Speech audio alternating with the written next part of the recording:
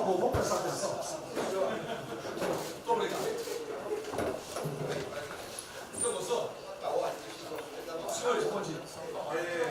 Essa reunião é por solicitação minha ao presidente da República, porque nós iríamos apresentar isso à imprensa, que não foi apresentado, e começaram uma série de especulações sobre esse plano de retomada.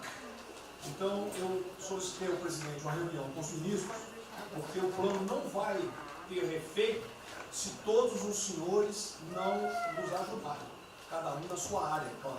Tá?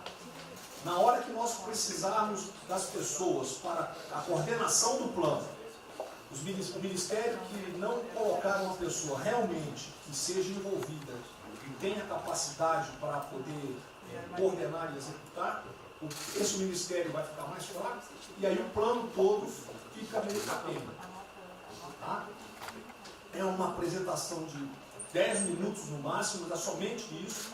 Eu pediria também aos senhores que a finalidade não é reunião de ministros para nós discutirmos nada, simplesmente para apresentarmos o plano. Como é que saiu essa ideia?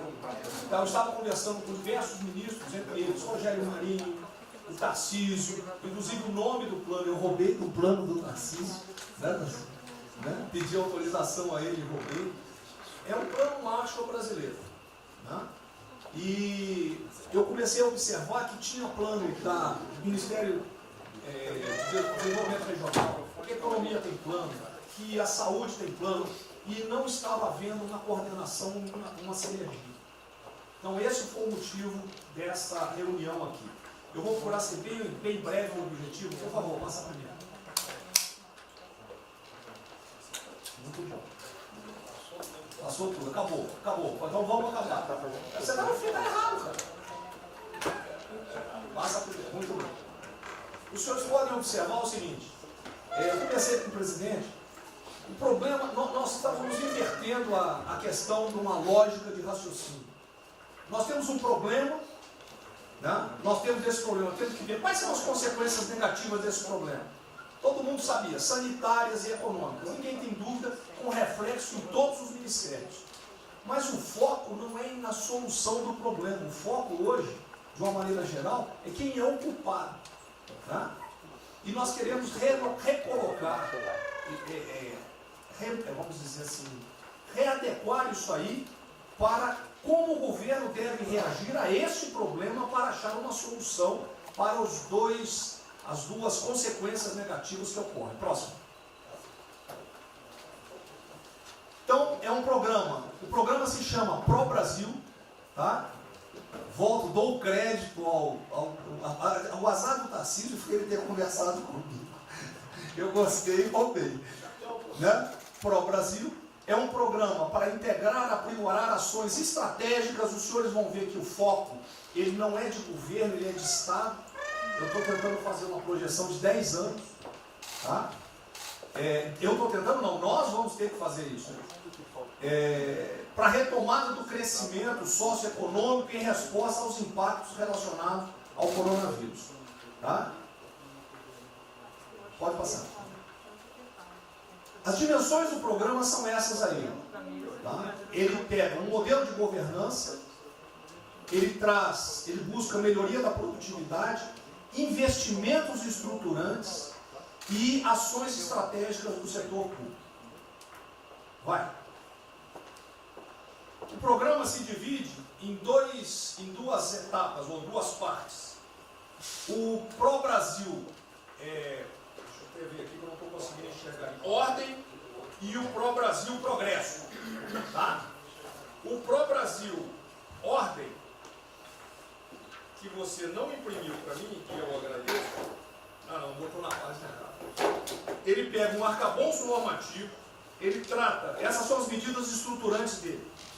Vai ter que ter um arcabouço normativo, investimentos privados, segurança jurídica, jurídica e produtividade, melhoria no ambiente de negócios e mitigação dos impactos socioeconômicos. Na parte de investimento, ele foca em obras públicas, parcerias do setor privado. Esse programa também ele tem um foco na redução das desigualdades regionais. Tá? tem um foco na redução das desigualdades regionais. O Cid está com o dedo errado aí. E só um segundo, por favor. Pode passar, por favor, Cid. Qual é a abrangência do programa? Os senhores podem observar que ele tem uma parte de infraestrutura, ele tem ações viabilizadoras e tem ações de apoio na lateral. Como é que é o nome mesmo? Facilitadoras. Então, observe, na infraestrutura, com foco particularmente nessas obras que estão paralisadas, esses investimentos que nós estamos perdendo, que estão paralisados. Ele pega infraestrutura de transporte e logística, desenvolvimento regional e cidades, pega energia, mineração, telecomunicações. No desenvolvimento produtivo, ele foca na indústria, agronegócio, serviços e turismo. Nas laterais, os senhores têm a parte de cidadania, capacitação, saúde, defesa, inteligência e segurança. Tem também cadeias digitais, indústria criativa e ciência. E nas viabilizadoras, que são transversais em toda a parte do programa, nós temos finanças e tributação, legislação e controle, meio ambiente e a parte institucional e internacional. Qual é o nosso time frame que nós estamos pensando aí? A estruturação do programa. Eu preciso que os senhores, nós vamos fazer uma reunião, como os senhores podem ver. É a primeira reunião do grupo de trabalho, tá? Com todos os ministérios envolvidos. Na sexta-feira agora, tá? Os senhores vão receber o horário. E aí nós teremos de maio a julho a estruturação do programa. De agosto a setembro, o detalhamento do projeto. A partir de outubro, implantação em larga escala, tendo um foco prioritário naquelas ações que têm uma resposta mais imediata. Porque o brasileiro é o seguinte, na hora que nós lançarmos o programa, eles vão começar a cobrar resultado. Tá? Então eu tenho que ter alguma resposta para o público. E a efetividade dos processos de monitoramento, na realidade não está no final, ele está durante todo o processo. Tá? Passa mais um, sim. Volta. Aí. O horizonte do programa, se os senhores observarem, nós estamos pensando num horizonte, né, até 2020, na verdade até 2030. Tá? Mas uma primeira fase dele, ele é faseado até o final desse primeiro governo, mas com um planejamento que prossiga nisso aí. Esse é o foco do que o trabalho dos grupos vão ter que apresentar. Ok? Pode passar a última, por favor.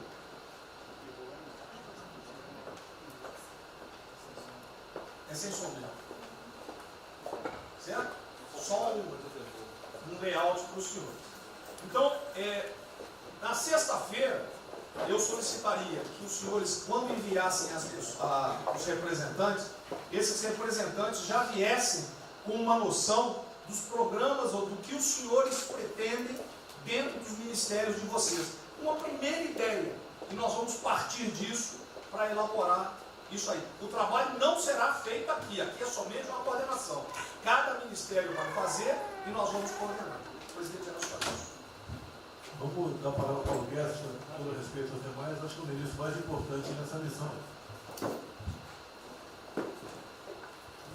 Eu queria fazer a primeira observação seguinte: não chame de plano Marshall que revela um despreparo enorme. Não, isso aqui foi só aqui agora. Quando se falou em plano Marshall, para o Brasil é um nome espetacular. 10, 1000. Plano Marshall é um desastre. Revela despreparo nosso. Plano Marshall, por exemplo, os Estados Unidos podem fazer um plano Marshall para nos ajudar. A China deveria financiar um plano Marshall para ajudar todo mundo que foi atingido. Então, a primeira linha da equação, a gente tem que tomar muito cuidado, isso aqui é o plano pro Brasil. Nos fala plano Marshall, é um desastre, vai revelar a falta de compreensão das coisas. A segunda coisa é o seguinte: é super bem-vinda essa iniciativa para nos integrarmos todos. Agora, não vamos nos iludir. A retomada do crescimento vem pelos investimentos privados, pelo turismo, pela abertura da economia, pelas reformas. Nós já estávamos crescendo. Voltar numa agenda de 30 anos atrás que é investimentos públicos financiados pelo governo. Isso foi o que a Dilma fez 30 anos. Então está cheio de gente pensando nessa eleição agora e botando coisa na cabeça de todo mundo aqui dentro. São governadores querendo fazer a festa, são às vezes ministros querendo aparecer, tem de tudo.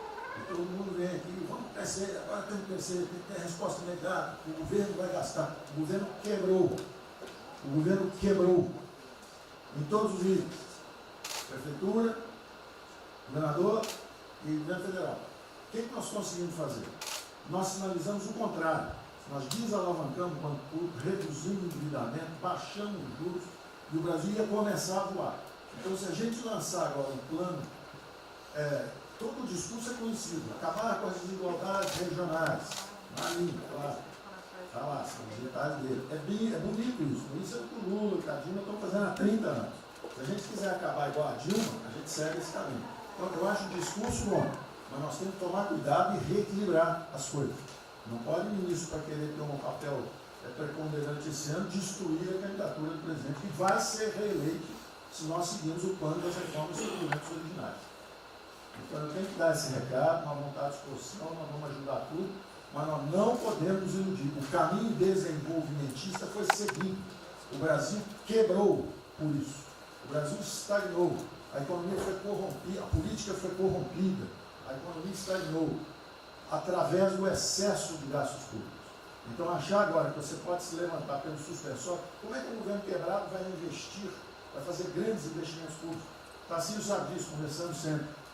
Tarcísio sabe o seguinte: quanto é que você consegue, Tarcísio? Passar de 5 bi para quanto? Para 15, para 20, para 30? Multiplicou por 6.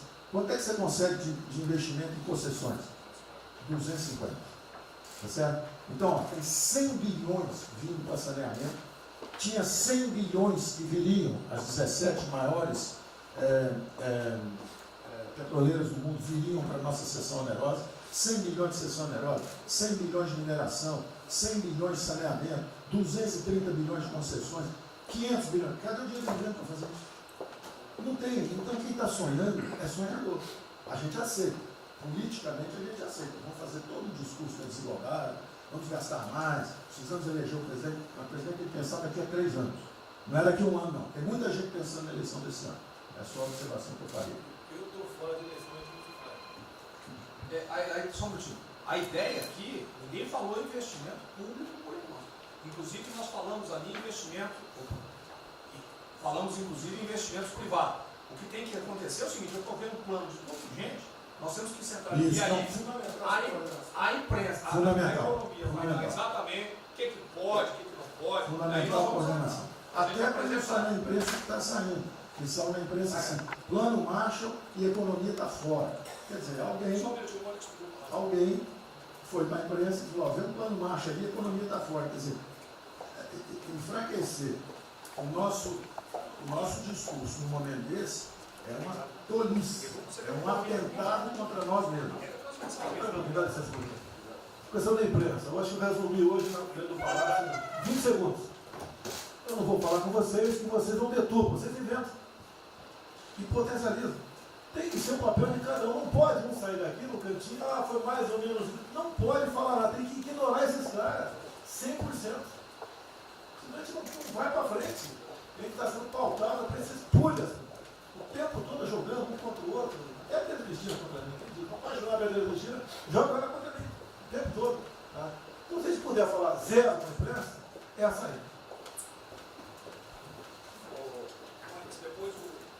Bom, eu vou ser muito rápido aqui, general. Primeiro, parabéns. É fundamental esse processo de coordenação e de centro de governo. Nós precisamos ter isso cada vez mais aprofundado e com melhor qualidade. Segundo, eu quero, não precisa, mas eu quero me somar a essa visão do ministro Paulo Guedes, porque vamos lá, nós recebemos o governo com 36 mil obras paradas. Oriundas da onde? Do pátio. Só para lembrar. O Abraão tem não sei quantas mil creches. 3 mil creches paradas que somam nessas 36. Então, o que nós trouxemos para o Brasil e como é que nós começamos o ano, e eu vou lembrar, presidente, o senhor sempre disse, é muito triste ver um brasileiro chegar no exterior e ser recebido com o manto da desconfiança. Pois nós passamos, Paulo Guedes, o ano todo, Tarcísio, Tereza, Bento, o nosso ministro Marcos Pontes e outros, andando pelo mundo e fazendo o quê? Vendendo o Brasil. Terminamos o ano, lembra do número, 482 bilhões de investimentos para os próximos 20 anos. Uma boa parte, mineração, petróleo, por aí vai. Recebemos 90 bilhões de bônus de outorga. Nós temos 10 bilhões de dólares do governo da Arábia Saudita que precisa definir onde é que vai votar. Mas o príncipe autorizou. São 50 bilhões de reais. A dinheiro de hoje. Então, eu tenho convicção de que nós temos que continuar fazendo o que a gente vinha fazendo. Ou seja, aprofundando a participação da sociedade. Nós temos uma coisa emblemática aqui, que é a Lei da Liberdade Econômica, que pela primeira vez na história do Brasil, desde que o Brasil é Brasil, o cidadão diante do Estado tem razão, até que o Estado prova ao contrário. Foi isso que fez os americanos, que há 200 anos atrás eram muito mais pobres do que nós, ser muito mais ricos do que nós. Então, o aprofundamento são sim das reformas, é sim ousar e ter uma reforma tributária que baixe o imposto no Brasil, reduz a carga tributária, estou falando sério. A gente nunca discutiu isso entre nós, mas isso tem que caminhar para isso. Por quê? Porque aí nós damos fôlego à iniciativa privada para que ela faça o que tem que fazer e nós vamos ser mediadores desse processo. Apenas. E sinceramente, eu acho que todo o nosso esforço nos próximos dias tem que ser como é que nós mantemos a nossa linha, porque nós terminamos o ano, ministro Ernesto, ministro Tarcísio. O senhor foi recebido na associação, na Federação das Indústrias Alemãs com um slide que mostrava a 163 os caminhões atolados e a 163 pavimentado. E o presidente que coordenava aquele momento, eu estava lá lhe aguardando, voltando da Rússia, disse ao senhor, o que vocês brasileiros fizeram que nós não acreditávamos que vocês recuperaram a confiança e estão fazendo tantas informações.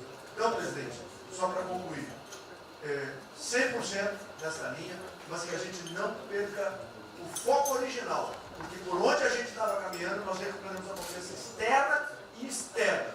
Fomos acometidos de algo muito grave, que é uma doença, e que foi levado ao paroxismo da histeria, porque serve ao interesse de muitos, os mais variados, eu não vou aqui detalhar.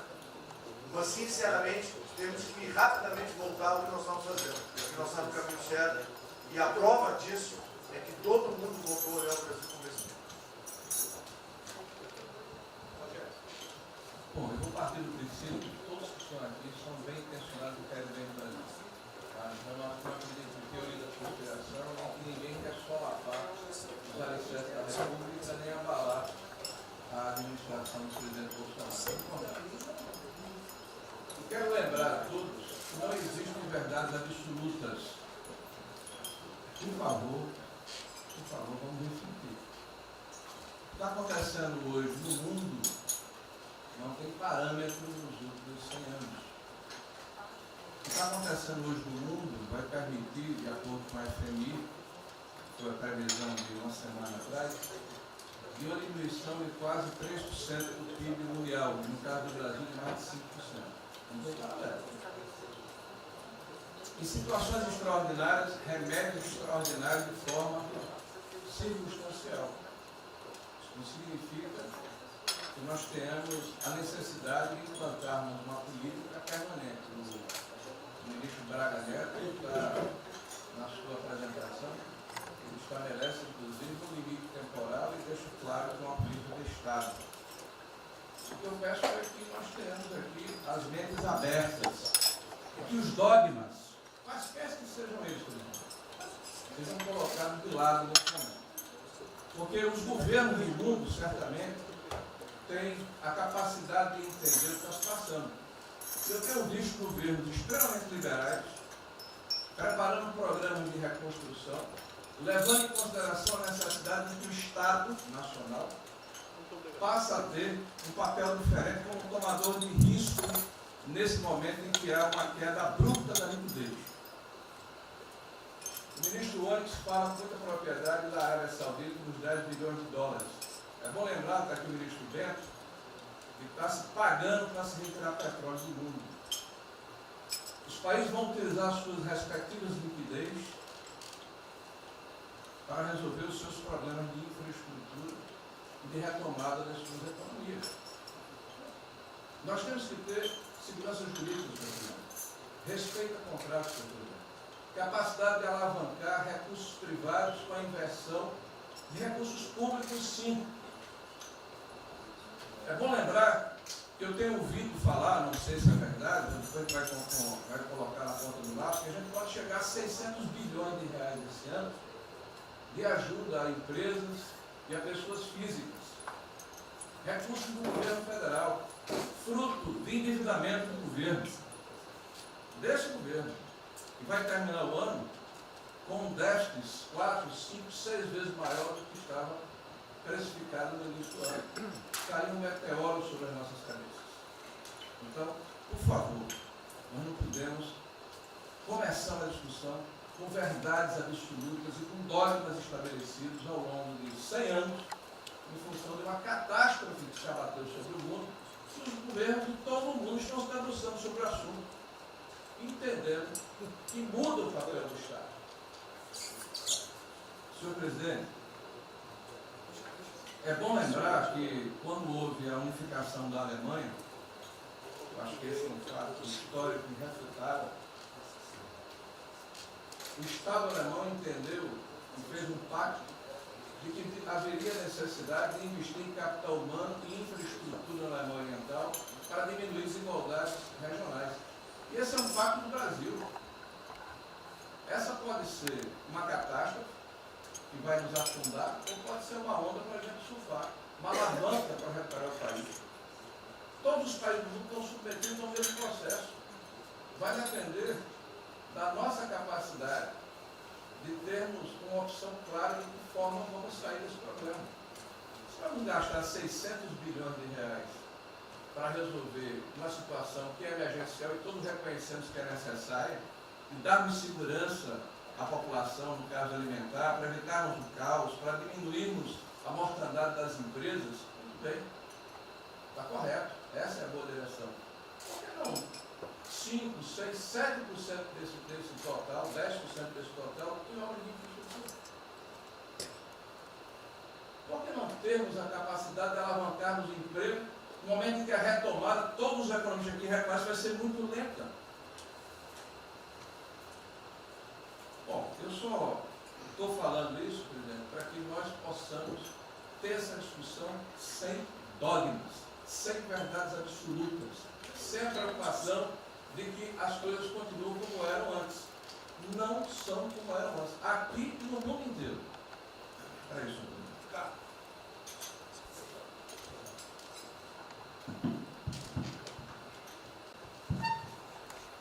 Presidente, estava assistindo atentamente a apresentação do colega Wilson Braga Neto. Na parte final, no slide das questões transversais, ao meio ambiente, mas eu acho que o que eu vou dizer aqui sobre o meio ambiente se aplica a diversas outras matérias. Nós temos a possibilidade, nesse momento que a atenção da imprensa está voltada quase que exclusivamente para o Covid e daqui a pouco para a Amazônia, o general Mourão tem feito os trabalhos preparatórios para que a gente possa entrar nesse assunto da Amazônia um pouco mais calçado, mas não é isso que eu quero falar.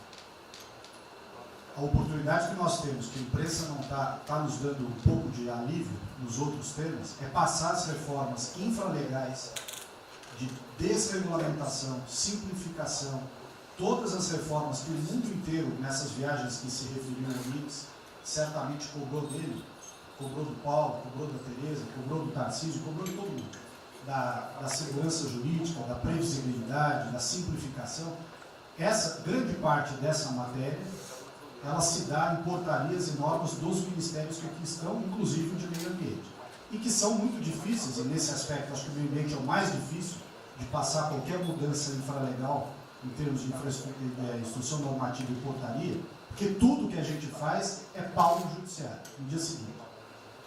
Então, para isso precisa ter um esforço nosso aqui, enquanto estamos nesse momento de tranquilidade, no aspecto de cobertura de imprensa, porque só fala de Covid, e ir passando a boiada, e mudando todo o regramento, e simplificando normas, de IFAM, de Ministério da Agricultura, de Ministério do Meio Ambiente, de Ministério disso, de Ministério daquilo. Agora é a hora de unir esforços para dar de baseada a simplificação regulatória que nós precisamos, em todos os aspectos. E deixar a AGU, o André não está aí, né? E deixar a AGU de stand-by para cada pau que tiver, porque vai ter.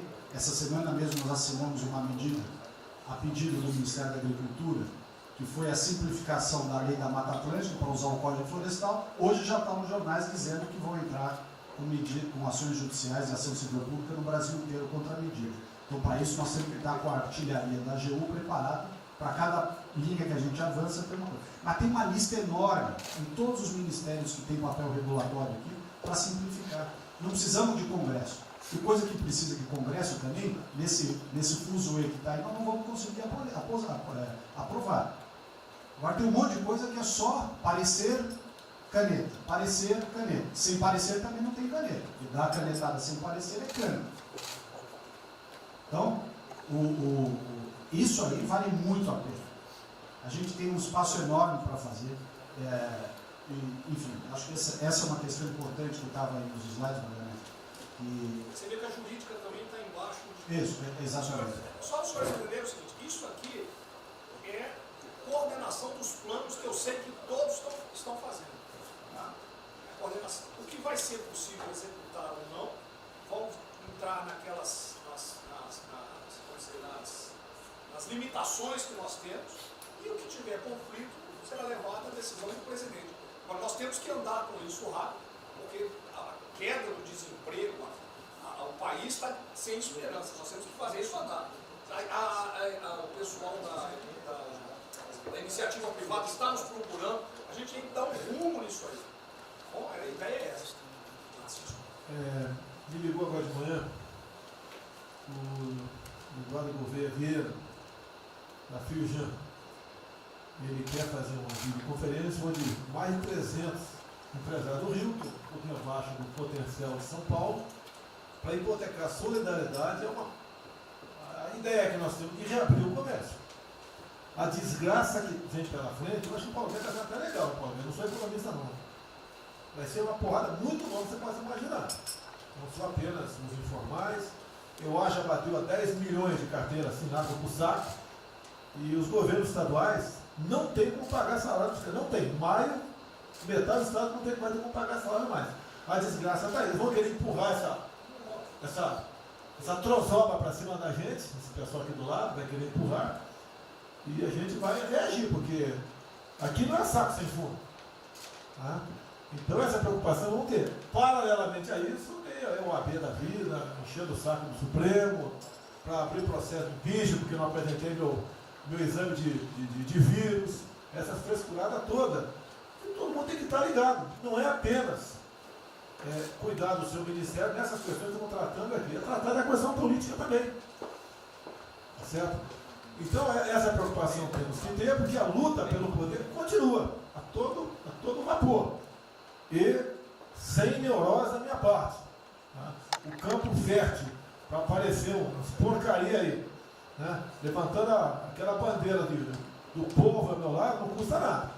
O terreno fértil é isso: desemprego, caos, miséria, desordem social e outras coisas mais. Então essa preocupação todos devem ter. Né? Não é, tá bom, o Ministério fatura, deu merda no colo do presidente. Não pode ser assim. Hoje eu vi o Magno Malta me defendendo. O Magno Malta, desculpa aí, foi tratado lá atrás para ser vice. Depois resolveu não ser, tudo bem. Depois foi tratado para ser ministro, tudo bem. Agora, politicamente, ele nunca me deu uma alfinetada e sempre está defendendo os problemas que ele tem. Então, não é o ministro em peito aberto entrar no covil dos leões. Mas não pode. Né? Por exemplo, quando se fala em possível impeachment, ação no Supremo, baseado em filigranas, eu vou em qualquer lugar no território nacional. Ponto final. O dia que for proibido de ir para qualquer lugar do Brasil, pelo Supremo acabou o mandato. E espero que eles não decidam, ou ele, né, monocraticamente, querer tomar certas medidas, que daí nós vamos ter uma crise política de verdade. E eu não vou meter o rabo dentro da ferro. Zero. Certo? Porque se eu errar, se achar um dia ligação minha com o empreiteiro, dinheiro na conta nas ruas, porrada, sem problema nenhum. Vai para o impeachment e vai embora. Agora, com frescura, com babaquice, não. Até em cima do que eu falei, em frente ao Forte Apache. Eu sou o chefe supremo das Forças Armadas. Ponto final. O pessoal estava lá, eu fui lá, dia do Exército. E falei algo que eu acho que não tem nada demais. Mas a repercussão é enorme. Oh, AI-5. Cadê o AI-5? Acabou, o AI-5 não existe adicional no Brasil mais. É uma besteira. Artigo 142. É um pessoal que não sabe interpretar a função. Agora, em cima disso, fazer uma onda. Vamos ouvir deputados, empresários, seja o que for. Agora, quando a Câmara fala lá dentro, uma homenagem a Che Guevara, a Mao Tse Tung e tudo mais, não tem problema nenhum. Quando o Partido Comunista do Brasil faz suas convenções e do lado lá, Fidel Castro, não tem problema nenhum. Quando um coitado levanta uma placa de AI-5, que eu estou me lixando para aquilo, não existe AI-5. Não existe. Artigo 42. Nós queremos cumprir o artigo 42, todo mundo quer cumprir o artigo 42. E haver necessidade, qualquer dos potentes pode, né, pedir às Forças Armadas, né, que intervenham para restabelecer a ordem no Brasil, naquele local, sem problema nenhum. Agora, todos, né, têm que se preocupar com a questão política e aquele direito, tira a cabeça da toca, porra. Não é só ficar dentro da toca o tempo todo, não. Estou bem, estou cuidando da minha imagem, a minha imagem está aqui, eu sou bonitinho, e o requisito todo, não, tem que fazer essa parte. Então é isso que eu tenho que falar com você, que depois de um certo momento, onde chegar a cabeça dessas pessoas, fica difícil voltar atrás. Daí que é uma crise, é uma crise. Não tenho amor por esse mandato, para a cadeira de presidente. Zero. Não vou provocar ninguém. E assim como a defesa faz uma nota muito boa, dizendo que vai cumprir a Constituição, a liberdade, 10, né, e não aceita golpe, 10, também não aceita o contra-golpe dos caras, porra. Vai deixar alguns malucos aí, que sabe quem são, ficar aí naquela fervura de o presidente é irresponsável, ele é maluco, ele é genocida. Não é assim. O que vale para um lado, vale para o outro. O que não vale para um lado, não vale para o outro. Essa é a nossa preocupação que devemos ter. Por isso que está aqui o pró-Brasil, mas também com a questão política. Se nós começarmos a falar com propriedade, e tem muita gente que fala muito melhor do que eu, e tem um conhecimento muito melhor do que eu, tem que falar, discretamente, mas tem que falar, para não deixar subir a temperatura, que é só porrada o tempo todo em cima de mim. E vou continuar indo em qualquer lugar do Brasil, ponto final, não é problema meu. Tá certo? Se eu não tivesse direito de vir, prefeitinho lá no fim do mundo, um jaguapoca do prefeito, manda prender. Tem que a justiça se posicionar sobre isso, porra. Tem que se posicionar sobre isso abertamente. Não admitimos prisão por parte do prefeito no decreto. Tem que falar, não é ficar quieto. E quem direito aqui, todos têm que falar isso aí, não é só a justiça. Todos têm que falar. Não é ficar, toca o barco não e vamos em frente. Tá? Então é isso que eu apelo a vocês, pô. Essa preocupação, acordem para a política e se exponham. Afinal de contas, o governo não só. E se eu cair, cai todo mundo. Agora, se vai cair um dia, vamos cair lutando, uma bandeira justa, não por uma babaquice de exame antivírus, pô. Pelo amor de Deus, pô. Tá? Eu até já bem claro, de uns 8 anos para cá, quando pedia farmácia de manipulação, um remédio qualquer, eu falava com o médico. Bota um nome de fantasia, porque se for o meu nome para lá, como era sempre um cara manjado, né, tem 3, 4 que vão manipular lá o medicamento, pode me envenenar, pô. E assim é a mesma coisa a questão do vírus, entre outros. De acordo com o interesse, o cara dá negativo, ou dá positivo, depois que deu, vai para a contraprova, vai dar problema. E nós sabemos, tá certo, que nós temos um compromisso com a verdade. Eu jamais mentiria se não tivesse realmente um exame negativo. Jamais eu mentia negativo, eu deu positivo, vice-versa. Jamais. A verdade é acima de tudo. Então é um apelo que eu faço a todos que se preocupem com política para não ser surpreendido. Eu não vou esperar o barco começar a afundar para tirar água. Estou tirando água e vou continuar tirando água de todos os ministérios. Tocante a isso. A pessoa tem que entender. Se não quer entender, paciência, pô. E eu tenho o poder e vou interferir em todos os ministérios, sem exceção. Nos bancos eu falo com o Paulo Guedes, se tiver que interferir. Nunca tive problema, zero problema com o Paulo Guedes. Agora os demais, vou. Eu não posso ser surpreendido com notícias. Eu tenho a PF que não me dá informações. Eu tenho as inteligências das Forças Armadas que não têm informações. A BIM tem seus problemas. Tem algumas informações. Só não tenho mais porque está faltando, realmente, temos problemas. Aparelhamento, etc. Mas a gente não pode ver essa informação. Quem é que nunca ficou atrás da porta ouvindo que seu filho ou sua filha está comentando? Tem que ver, depois que ela engravida, não adianta falar com ela mais. Tem que ver antes. Depois que o moleque encheu os conos de droga, não adianta mais falar com ele, já era. A informação é assim.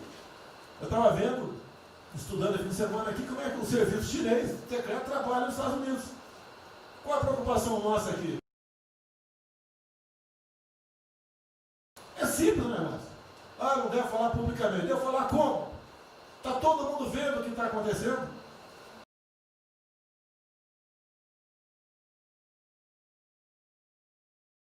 Tudo bem. Você tira do porra. Não tira.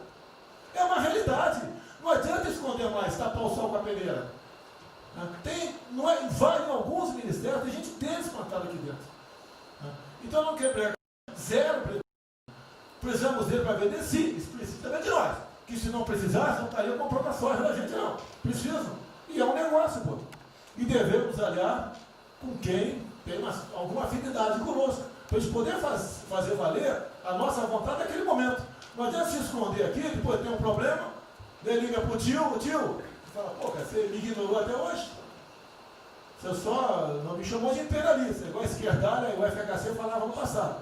No resto, agora não dá mais. Então essa é a preocupação que temos que ter, a questão estratégica, que não estamos tendo. E me desculpe, o serviço de informações nosso, todos, são uma vergonha, que eu não sou informado. E não dá para trabalhar assim, fica difícil. Por isso, vou interferir. E ponto final, pô. Não é ameaça, não é extrapolação da minha parte, é uma verdade. Como eu falei, né? Deus ministério para os senhores, o poder de ver. Mudou agora, tem que mudar. E eu quero realmente governar o Brasil. Nós precisamos de todos aqui, como disse o Marinho, né? Aqui é o mesmo barco. Se alguém cavar o cavalo no porão aqui, vai todo mundo para o saco aqui, vai todo mundo morrer afogado. Então é isso que a gente precisa, é pensar além do que tem que fazer internamente aqui. Quando explodiu em Metro, conversei com o Paulo Guedes. Desculpa a linguagem, é uma putaria em Metro. Trocar tacógrafo, trocar taxímetro, botar chip na bomba de combustível, putaria, igualzinho tomar 3 pinos. Está muito bem agora, a empresa enfiou porrada. Ah, botou um coronel. O coronel foi batido pelo hino. Eu ia botar um coronel, você vai ter uma formação. Tá? E assim nós devemos agir. Como está discutindo agora, IFAM, está lá vinculado à cultura. Eu fiz a cagada em escolher, não escolher uma pessoa que tivesse também outro perfil. Uma excelente pessoa que está lá, tá? Mas tinha que ter outro perfil também. IFAM para qualquer obra no Brasil. Compara com o Luciano Hang. Encontra lá um cocô petrificado de índio, para a obra. Para a obra. O que tem que fazer? Alguém no IFAM que resolva o assunto. E assim nós temos que proceder. E assim, cada hora, como eu falei da Tereza Cristina, que mudou a questão normativa, revocou a questão normativa, ajudou 400 mil pessoas no Vale do Ribeira, parabéns. Assim são outras decisões. A questão de armamento, tá? As questões de... por quê? Espera aí. Ministro da Justiça, por favor. Foi decidido há pouco tempo que não podia botar algema em quase ninguém. Por que estão botando algema em cidadão que está trabalhando, ou mulher que está em praça pública, e a justiça não fala nada? Tem que falar, pô! Vai ficar quieto até quando? Ou eu tenho que continuar me expondo? Tem que falar, botar para fora, esculachar. Não pode botar algema. Decisão do próprio Supremo. E vão ficar quietos até quando? Fica humilhando o nosso povo, porque isso está crescendo. O pessoal fica apontando para mim, votei em você para você fazer alguma coisa. Votei em você para você tomar decisões, para você brigar. E é verdade. Eu estou me lixando com a reeleição. Eu quero mais que alguém seja eleito, se eu vier candidato, tá? Eu quero ter paz no Brasil, mais nada. Porque se for à esquerda, uma porrada de vocês aqui tem que sair do Brasil, que vão ser presos. E eu tenho certeza que vão me condenar por homofobia, 8 anos por homofobia. Ele inventa o racismo, como inventaram agora pro Von Traub. Desculpa usar a puta que eu pariu. O Von Traub pode ter falado uma merda do mundo, mas racista? Vamos ter que reagir, pessoal. É outra briga. Tem que ser um governo com altivez. Se expor, mostrar que nós temos o povo do nosso lado. Que nós somos submissos ao povo. Nós queremos realmente, como disse, se não me engano, Margaret Thatcher, né? O Reagan, não sei, para ser conduzido pela povo brasileira, ponto final. Onde o povo está, vamos estar juntos. Eu não convidei ninguém para ir para frente do Forte Apache. Ninguém, zero. Estava na casa do meu filho, fiquei sabendo, vou para lá. A empresa está falando agora que não sei, 2 ministros militares aí não aceitaram meu convite. O dia que ou eu convido o ministro para o churrasquinho em casa, eu pago a missão. Eu vou pagar a missão. A missão for absurda, o ministro falou, tchau, tô fora. Tá certo? Ou vai e fica puto, mas vai, pô. E jamais eu vou pagar uma missão escrota para quem quer que seja. Nem no quartel fazer isso com o recruta, nem no quartel. Tá certo? Quem tirar o nosso convívio aqui, que é muito bom, partir para essa linha. Não estamos em desespero, nós estamos bem. Não somos acusados de desvio, de corrupção, nada, tá zero. Temos problema pela frente. Vamos tentar solucionar. Eu tenho conversado com vários ministros. E vamos solucionar. Porque o destino do Brasil está na mão desse grupo privilegiado que está aqui. E eu não seria nada sem vocês. Vocês não seriam ministros sem eu. Duvido. Dificilmente eu tenha sido ministro se tivesse Haddad aqui. Eu duvido. Podia aceitar por alguns dias, né? Depois ver a sacanagem que ia ser. Não ia ser diferente do que foi os 2 anos anteriores do PT. Né? Ia pedir para sair. Então, um apelo para vocês. Todo mundo se preocupa com o futuro do Brasil, com a questão política. Criticar o ato de uma pessoa ou outra não é criticar o Congresso ou de criticar o Supremo Tribunal Federal. Quem não ficou revoltado, o Moro ficou revoltado com a liberdade desse pessoal.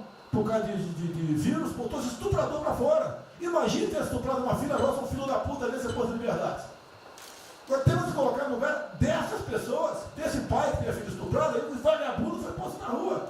Com a decisão, foda-se quem seja, tem que jogar pesado em cima disso. Não é um desabafo, pessoal, é uma realidade. O nosso barco está indo, mas não sabemos ainda, no momento, dado o último caso, vírus, para onde é nosso barco. Pode estar indo em direção ao iceberg. A gente vai para o fundo. Então vamos se ligar, vamos se preocupar. Quem de direito se manifesta com altivez, com palavras polidas, tá? Mas tomar uma posição, porque não pode tudo veio para a minha retaguarda, tudo. Tá? E vocês têm que apanhar junto comigo, logicamente, quando tiver motivo para apanhar, ou motivo para bater.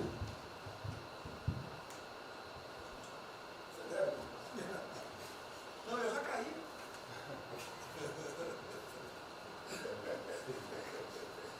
O ministro Moro falou.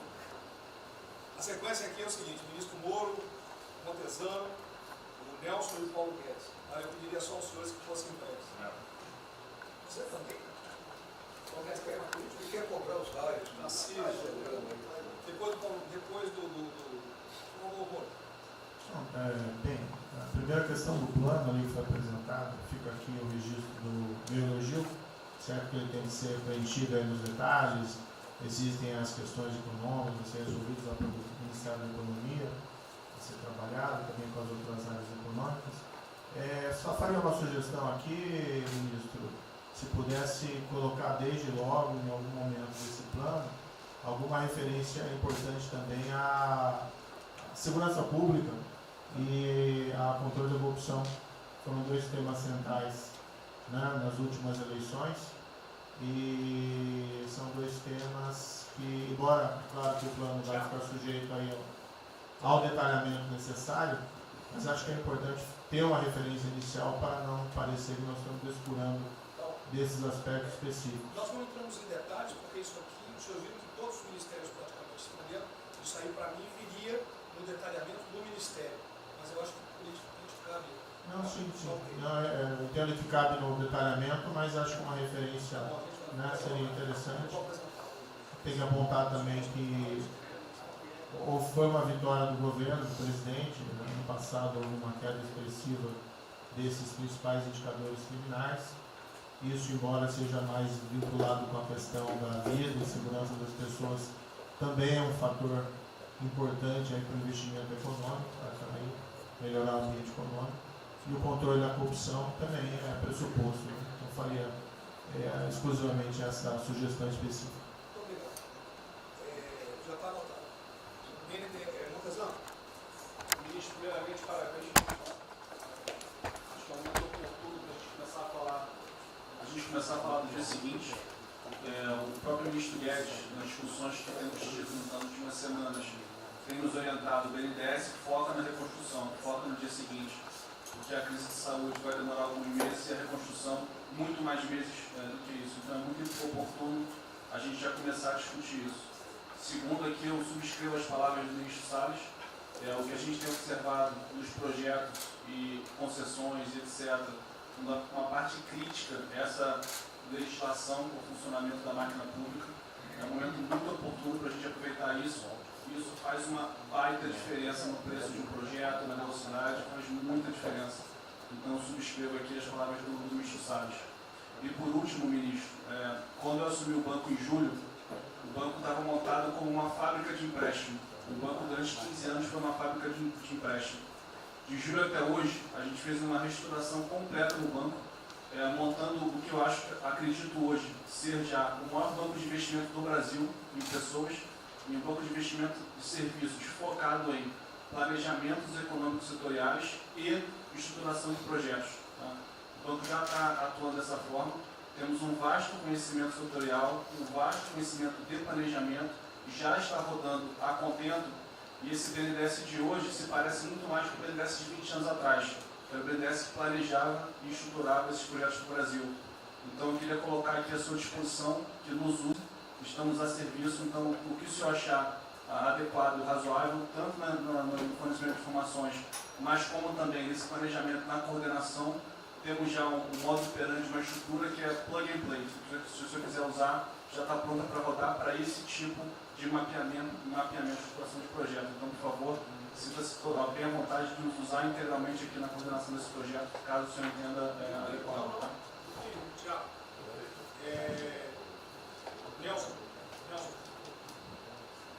Bom, estou chegando aqui, então é importante que eu coloque para vocês como é que a gente vai trabalhar.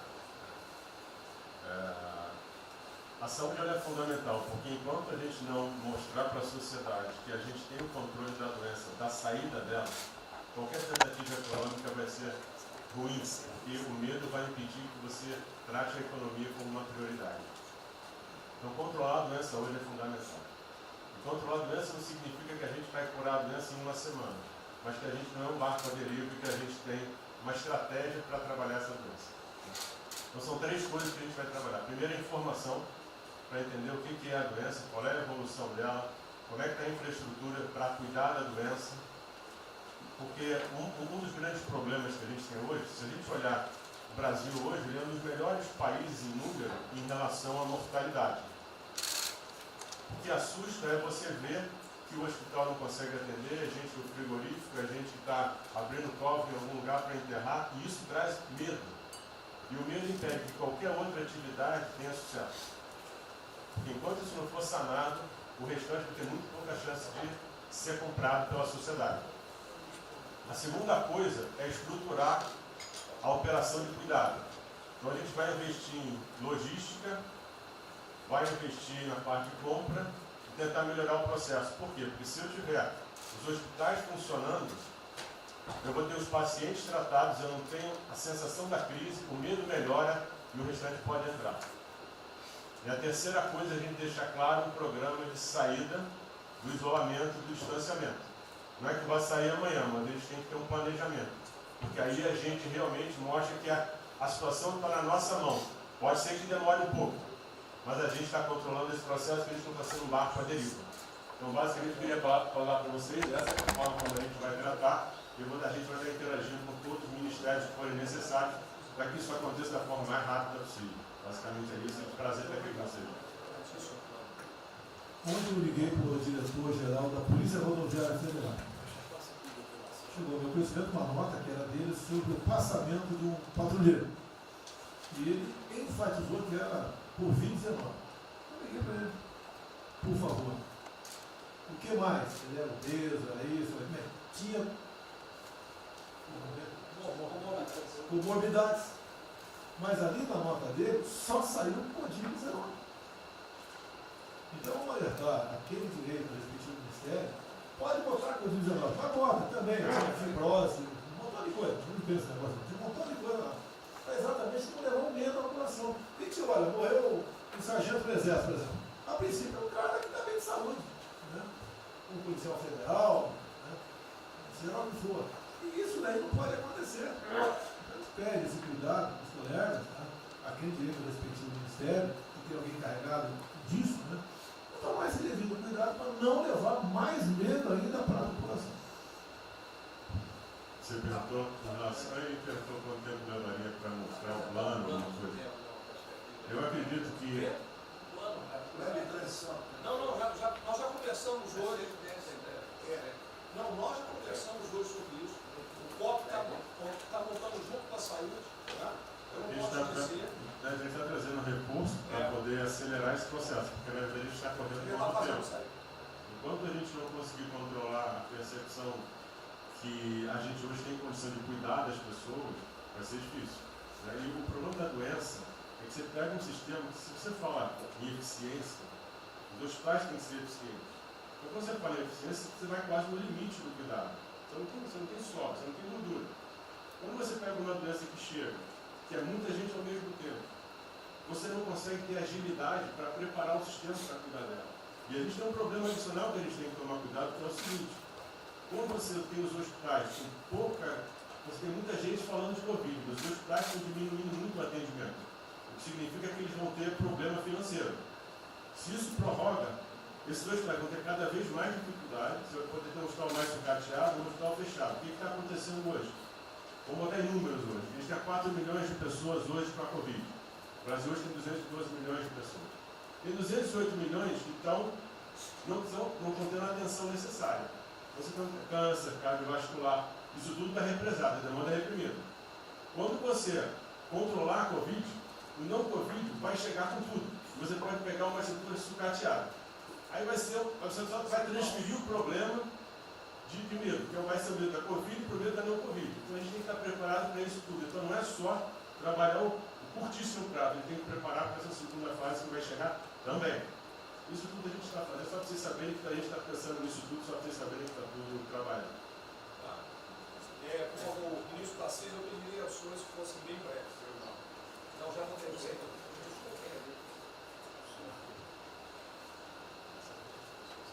Só para louvar a iniciativa, acho que é importante essa coordenação da Casa Civil. Tenho certeza que é o que a sociedade espera isso de nós. A boa notícia é que a gente vem conversando com os investidores, eles estão interessados no nosso programa de concessão. Claro que a gente vai ter que ajustar alguma coisa nos projetos em função da percepção do nível de risco. E a gente vai fazer isso calibrando taxa de retorno, monitorando melhor agora a questão da demanda, né, reestimando a demanda nos projetos, mas a gente tem certeza que os projetos vão sair.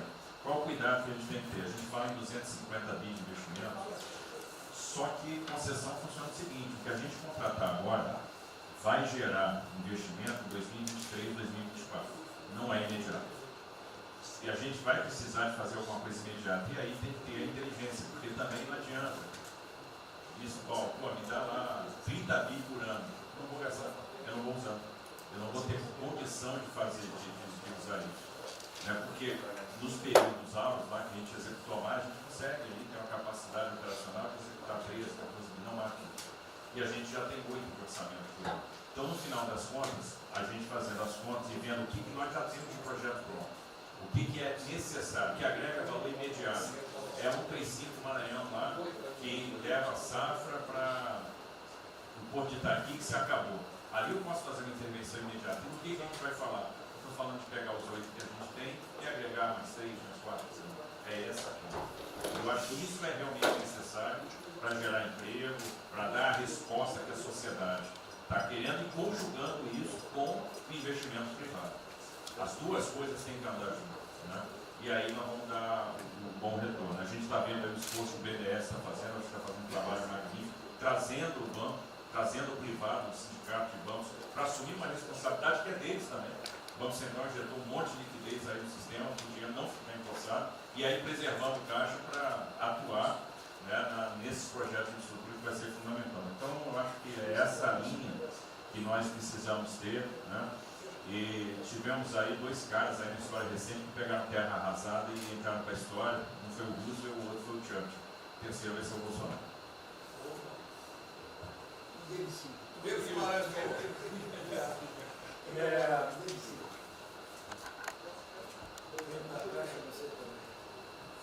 peço aos senhores que sejam breves. São só 5 pontos muito rápidos. Primeiro, presidente, o maior programa da história do mundo de inclusão social, digital, que nós estamos fazendo nesse governo, pessoas que tomavam dinheiro a 25% ao mês. Quer dizer, todos os ladrões lá, PT, PMDB, PSDB, aquela ladroagem toda, 25% ao mês. E ninguém se indigna. Esse governo que se indignou, o governo dos liberais. Então, assim, acho que a gente está com problemas narrativos. Hoje de manhã, por exemplo, o pessoal da Band queria dinheiro. O ponto é o seguinte, vai ou não vai dar dinheiro para Bandeirantes? Ah, não vai dar dinheiro para Bandeirantes? Passei meia hora levando porrada, mas repliquei. E falei, olha, vocês estão em casa? Eu tenho 30 mil funcionários na rua. Não tem esse negócio, essa frescurada de home office. Eu já visitei 15 agências. E você em casa? Aí o pessoal ficou um pouco mais calmo. Quer dizer, eu posso ter 30 mil brasileiros nas agências lá. Sabe quantas pessoas a Caixa está pagando hoje? 7 milhões de pessoas. E todo mundo home office. Que porcaria é essa? Desculpa o meu ponto, presidente. Quando o senhor falou, eu vou me emocionar. O Luiz Lima, que nadou com meu pai, foi atleta olímpico, teve a esposa e a filha de 14 anos presa ontem, no Camburão. Que porra é essa? Desculpa. Que porra é essa? O cara vai pro Camburão com a filha, que se fosse eu, ia pegar minhas 15 armas e ia dar uma... Eu ia morrer. E se a minha filha fosse pro Camburão, eu ia matar ou morrer. Que isso? Estava nadando, é uma atleta olímpica. Você tira a pessoa está nadando com 14 anos. Eu tenho uma filha Maria de 14 anos. Se a minha filha fosse pro Camburão, ou eu matava ou morria. Que isso?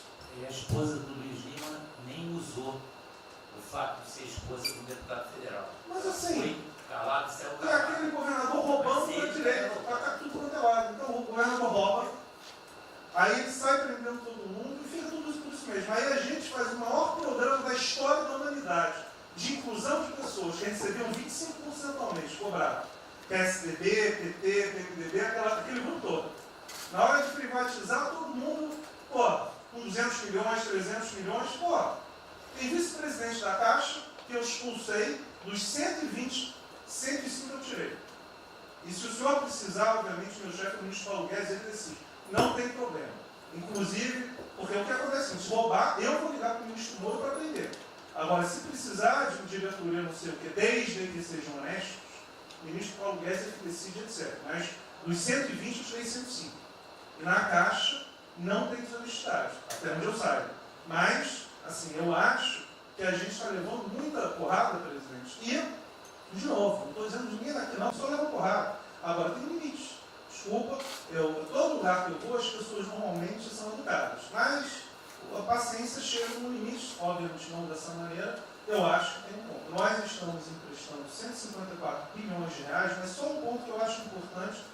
Tarcísio é super meu amigo e ele é muito esperto. Qual que é o grande ponto que a gente tem que evitar? O cara está quebrado, já estava quebrado antes e quer lançar um lesinho. Então, assim, claramente tem que ajudar, eu concordo. Tanto que nós emprestamos 43 bilhões de reais para o segmento imobiliário. 1,5 milhão de pessoas deixaram de ser demitidas. Agora não é para todo mundo, não. Aquela empresa que já estava quebrada antes, por que a gente vai dar uma lesinha? Então, este ajuste fino é importante que os bancos têm que fazer. Por quê? Último ponto que eu falo. Já estou sendo processado também, nós dois juntos na cadeia, por causa do auxílio emergencial. Sabe o que tem? Tem gente do TCU dizendo que a gente está ganhando muito, E tem gente dizendo que a gente está dando pouco. Ferrou. Ou seja, tem gente querendo me prender porque está dizendo que a gente está dando muito. E tem gente querendo me prender, que são aqueles caras lá que estavam antes, dando pouco. Vão acabar sendo presos, mas o que a gente não vai fazer? Deixar 30, 40, 50 milhões de pessoas passarem fome. Então, é só o meu recado dizendo o seguinte: a Caixa, Banco de todos os brasileiros. Poxa, a gente está com 30 mil pessoas. Eu passo ligando 45 pessoas na Caixa que tiveram coronavírus. 2 faleceram, um, na verdade, com 70 anos, já estava aposentado, e outro. A pessoa, eu chorei mais do que a pessoa, a mãe. Uma pessoa em 30 mil que estão o dia inteiro. E eu já falei para minha esposa, se tiver qualquer coisa, eu vou tomar 1 litro de hidrocloroquina, aquelas coisas todas. Então, assim, eu acho que a gente está, só o último ponto, numa questão de histeria coletiva. Quer dizer, eu posso ter 30 mil funcionários da Caixa pagando 7 milhões hoje, 2 milhões na segunda, ontem a gente abriu 800 agências, vamos abrir no sábado, no domingo, 2 horas antes. Então, o que a imprensa quer? Que você pague e dane-se os funcionários da Caixa. Mas se morrer 2, Jornal Nacional, presidente Bolsonaro e presidente Pedro, irresponsáveis porque abriram. A gente só vai levar porrada. Agora, realmente, meu ponto é inaceitável, foi a primeira vez que aconteceu. Eu conheço a Milena, Romine, atleta olímpico. Quer dizer, um atleta olímpico, a esposa atleta olímpica, a filha de 14 anos no camburão. Eu não sei se eles botaram lá atrás ou no meio. E aí você solta o estuprador, então acho que realmente tem uma questão. De novo, eu quero só reforçar uma coisa. O ministro Moro, em um dia, resolveu um problema muito importante. Muito obrigado, ministro. O que aconteceu? Os guardas, né, os que ficam dentro da agência, não poderiam, pela legislação, estar fora. O que aconteceu? O ministro, 5 horas, resolveu o problema. Então, nos próximos 90 dias, os atendentes da Caixa Econômica Federal, os guardas, vão poder ir para fora para ajudar a fila. Né? Ou seja, tem uma fila, tem 250 agências e tem 500 pessoas na fila. E aí, com a ajuda do ministro Moro da Polícia Federal, eles emitiram uma portaria. Então, só para finalizar, quero agradecer, ministro. Esse é um registro aí, até foi fácil de resolver, foi a Polícia Federal que resolveu. Ministro Ernesto, por favor. Volta a pedir que sejam breves. Obrigado. Rapidamente, sobre o plano. A dimensão internacional do plano, evidentemente, é fundamental, já está ali contemplado. Eu queria mencionar o seguinte: eu acho que é fundamental que essa dimensão internacional não seja simplesmente uma adaptação nossa ao cenário internacional, mas que ela leve em conta a capacidade que o Brasil hoje tem de influir no desenho de um novo cenário internacional. Eu estou cada vez mais convencido que o Brasil tem hoje as condições, tem a oportunidade de se sentar na mesa de 4, 5, 6 países que vão definir a nova ordem mundial. Um dia, na conversa do presidente com o primeiro-ministro da Índia, o indiano disse que vai ser tão diferente o pós-coronavírus do pré quanto o pós-segunda guerra do pré. Eu acho que é verdade, e assim como houve um Conselho de Segurança que definiu a ordem mundial, 5 países depois da Segunda Guerra, vai haver uma espécie de novo Conselho de Segurança, e nós temos dessa vez a oportunidade de entrar nele e acreditar na possibilidade do Brasil influenciar e ajudar a formatar um novo cenário. E esse cenário, acho que tem que levar em conta o seguinte: estamos aí revendo os últimos 30 anos de globalização. Vai haver uma nova globalização. O que aconteceu nesses 30 anos? Foi uma globalização cega para o tema dos valores, para o tema da democracia e da liberdade. Foi uma globalização que a gente está vendo agora, criou um modelo onde no centro da economia internacional está um país que não é democrático, que não respeita os direitos humanos, etc. Essa nova globalização acho que não pode ser cega. Tem que ser uma globalização, tem que ser uma estrutura que leve em conta, claro, a dimensão econômica, mas também essa dimensão da liberdade e do valor. E da mesma maneira, acho que o plano está apontando para isso, na nossa dimensão nacional, também não pode ser um plano cego para essas dimensões daquilo que nos traz, né, que traz o projeto do presidente, que é não simplesmente a eficiência, a pujança, o crescimento econômico, mas a liberdade, o combate à corrupção, a reinvenção do Brasil livre dessas mazelas que nós pensamos. Obrigado. Obrigado, ministro. Roberto Campos.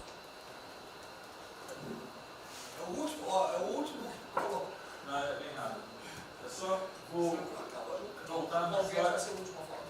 Vou voltar aqui numa história breve, que é lembrar que no fim do governo Dilma a taxa de juros era 14,5%, a curva, mas a taxa longa era 20%. E aí quando a gente olha o que aconteceu e o que proporcionou a taxa de juros cair, é interessante, porque teve um dia, 18 de agosto, saiu uma manchete no jornal que todos os elementos apontavam que ia ter o teto de gastos.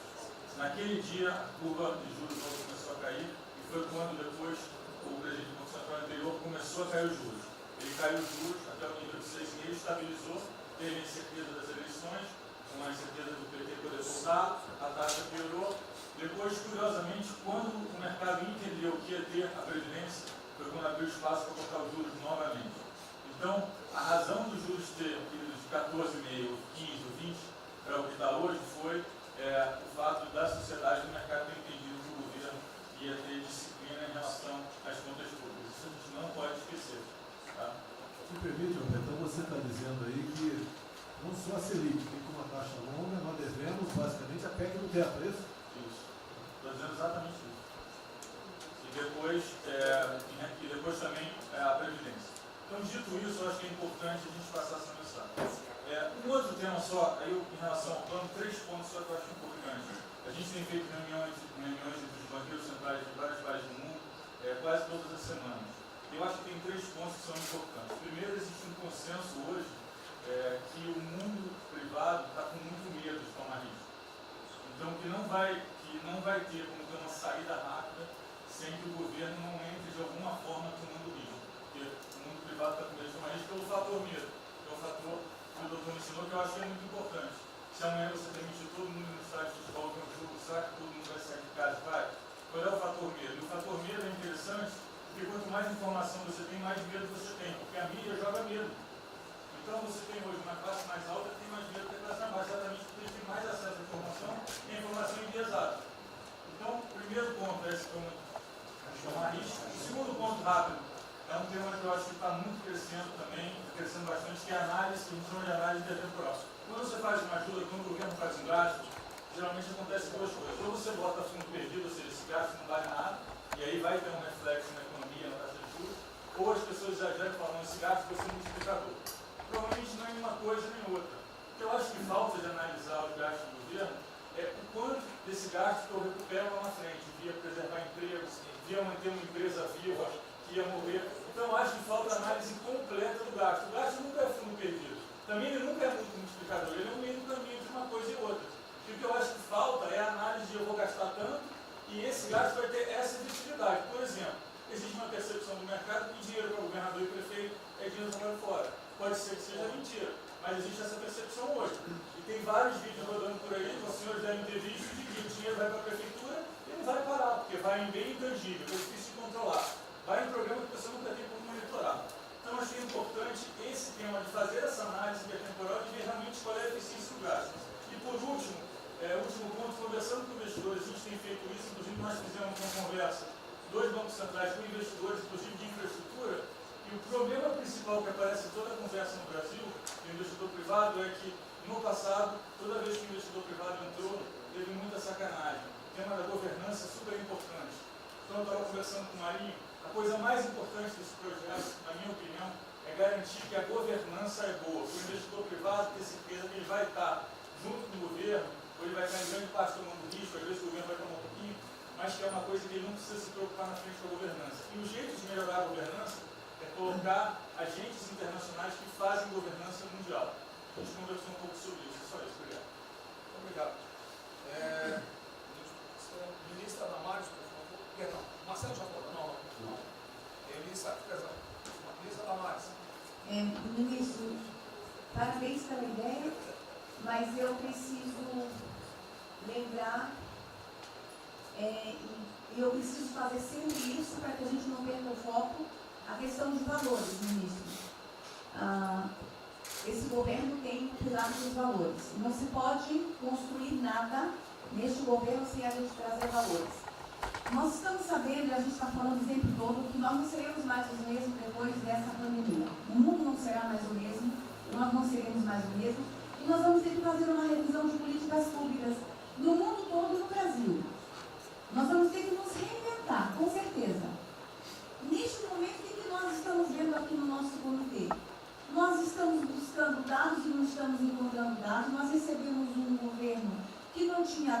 os dados que nós tínhamos eram falsos, mentirosos, um Brasil de achismo, um Brasil de talvez, eu acho que é, talvez sim, talvez não, políticas públicas construídas até agora nessa nação em cima de talvez e de achismo.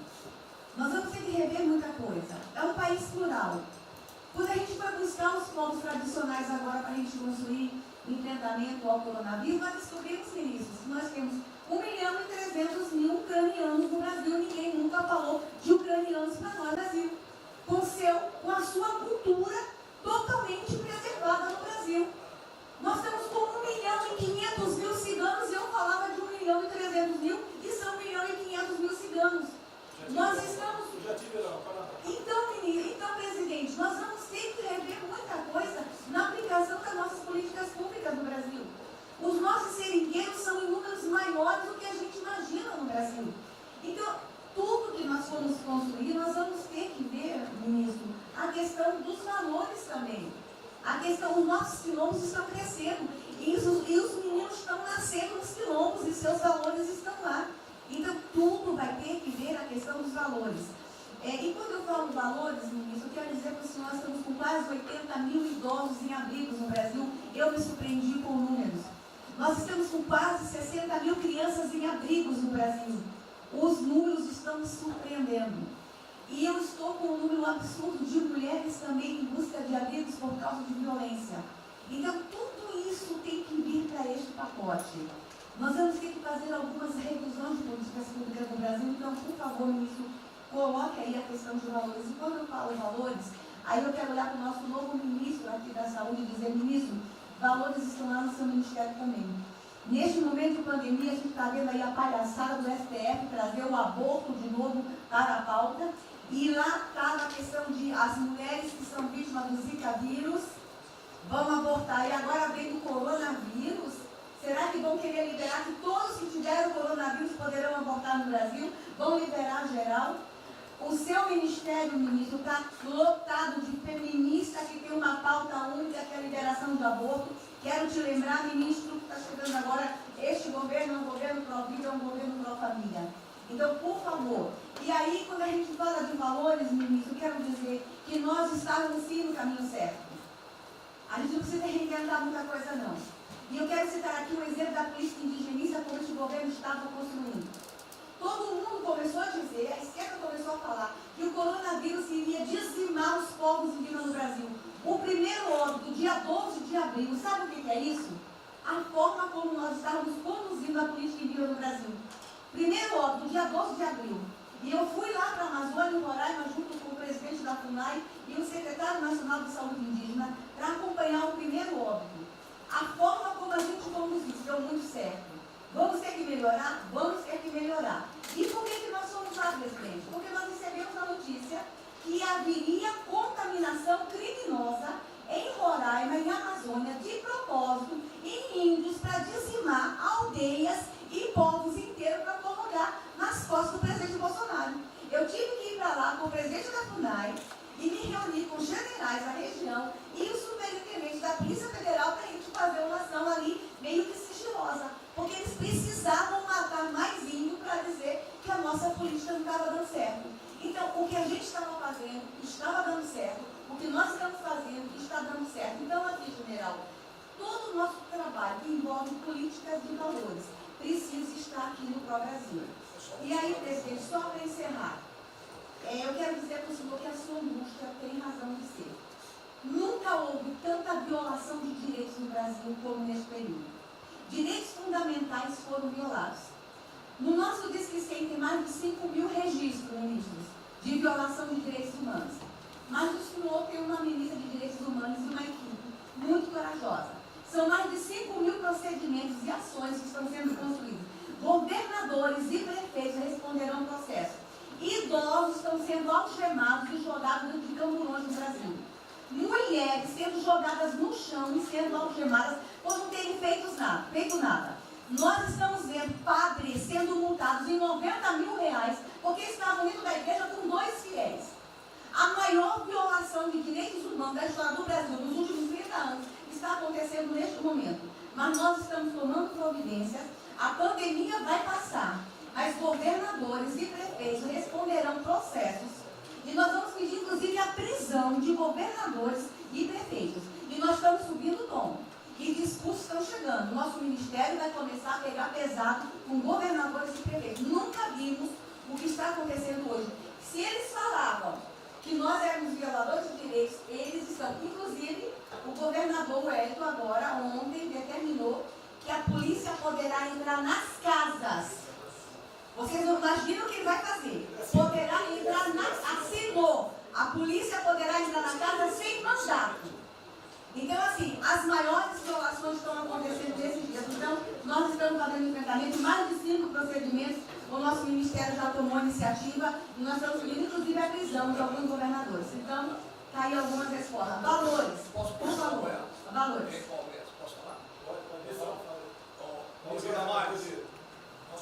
Houve aqui uma apresentação, uma representação do ministro Paulo Guedes, que a senhora vai receber mais dinheiro. Obrigada. Ministro Marcelo, por favor. Obrigado, vou ser bem breve também. Primeiro, parabenizar o ministro Braga Neto pelo... Eu queria só deixar uma coisa seguinte, eu fico bem, cara. Não é trabalho meu, é trabalho da equipe e eu roubei ideia de um tanto de gente. Eu roubei ideia aqui, ali, eu roubei ideia, tá? Eu aproveitei a ideia, eu só coordenei. Um cronograma importante do projeto, obviamente, todos os ministérios, como o Ministério do Turismo também, já estão finalizando até amanhã esse programa de retomada. E, presidente, o turismo, obviamente, ele tem uma importância muito grande para a economia, o Paulo Guedes sabe disso, mais de 8%, ou seja, quase 10% do PIB nacional é turismo. E o presidente falou que vai extinguir o Ministério porque o turismo acabou. Agora precisa do Ministério mais do que nunca, presidente. O turismo ele vinha numa crescente muito importante. O ano de 2019 cresceu 2,6%, enquanto a economia cresceu 1%, gerou 163% a mais de emprego do que o ano de 2018. E, obviamente, no meio dessa pandemia, foi o primeiro a ser impactado de forma brutal. O Rogério Marinho sabe bem disso e nos ajudou muito aí. Quero aproveitar para agradecer o Paulo Guedes, a Marinho também nos ajudou muito nesse processo, de contemplar, ou seja, de ter um plano de ação que viesse evitar o desmonte do setor do turismo, porque grande parte das empresas do turismo passou de um fluxo de caixa de 100 para 0 de um dia para o outro. Então, ações como a suspensão de contrato de trabalho, o ministro Moro também agradeço, teve uma ação fundamental para o setor, que foi uma medida provisória que contemplasse ambas as partes, tanto o consumidor quanto as empresas, através da Senacom, o que impediu judicializações em massa, porque aquela pessoa que comprou o ingresso de um show ou um pacote turístico, ela, se fosse para cima das empresas ainda para pedir o reembolso de imediato, isso seria catastrófico, geraria mais desemprego ainda. Então, essa medida provisória garantiu que as empresas pudessem ter um fôlego, um prazo aí de até 12 meses para fazer esse reembolso. Um terceiro ponto foi a questão dos créditos, que está terminando de ser fechado junto ao BNDES. Agradeço muito aí também o Montesano, a Caixa Econômica também, o Pedro, o ministro Paulo Guedes, que o entrave maior estava na questão das garantias, mas a gente está conseguindo finalizar esse modelo de crédito para contemplar a todos, desde o MEI ao micro, pequeno, médio, o grande empresário no Brasil do setor turístico. O setor, presidente, ficou muito feliz, se sentindo contemplado com todas essas ações medidas por parte do governo federal. O setor do turismo no Brasil fizeram cartas com as principais associações agradecendo a postura do governo federal em relação a isso. Eu quero, presidente, falar um assunto aqui que talvez seja muito polêmico, mas eu acho que é importante esse debate nesse momento. Aí eu falo também para a ministra Damares, que eu sei que é uma pauta muito sensível também a ela, que é a questão, presidente, porque o Ministério do Turismo agora tem que ter um planejamento, um plano de atração de investimentos, que é o que gera emprego, renda, é o que ajuda, obviamente, a economia do Brasil. E para isso, presidente, eu acredito que é um momento propício nesse planejamento da retomada discutir os resorts integrados.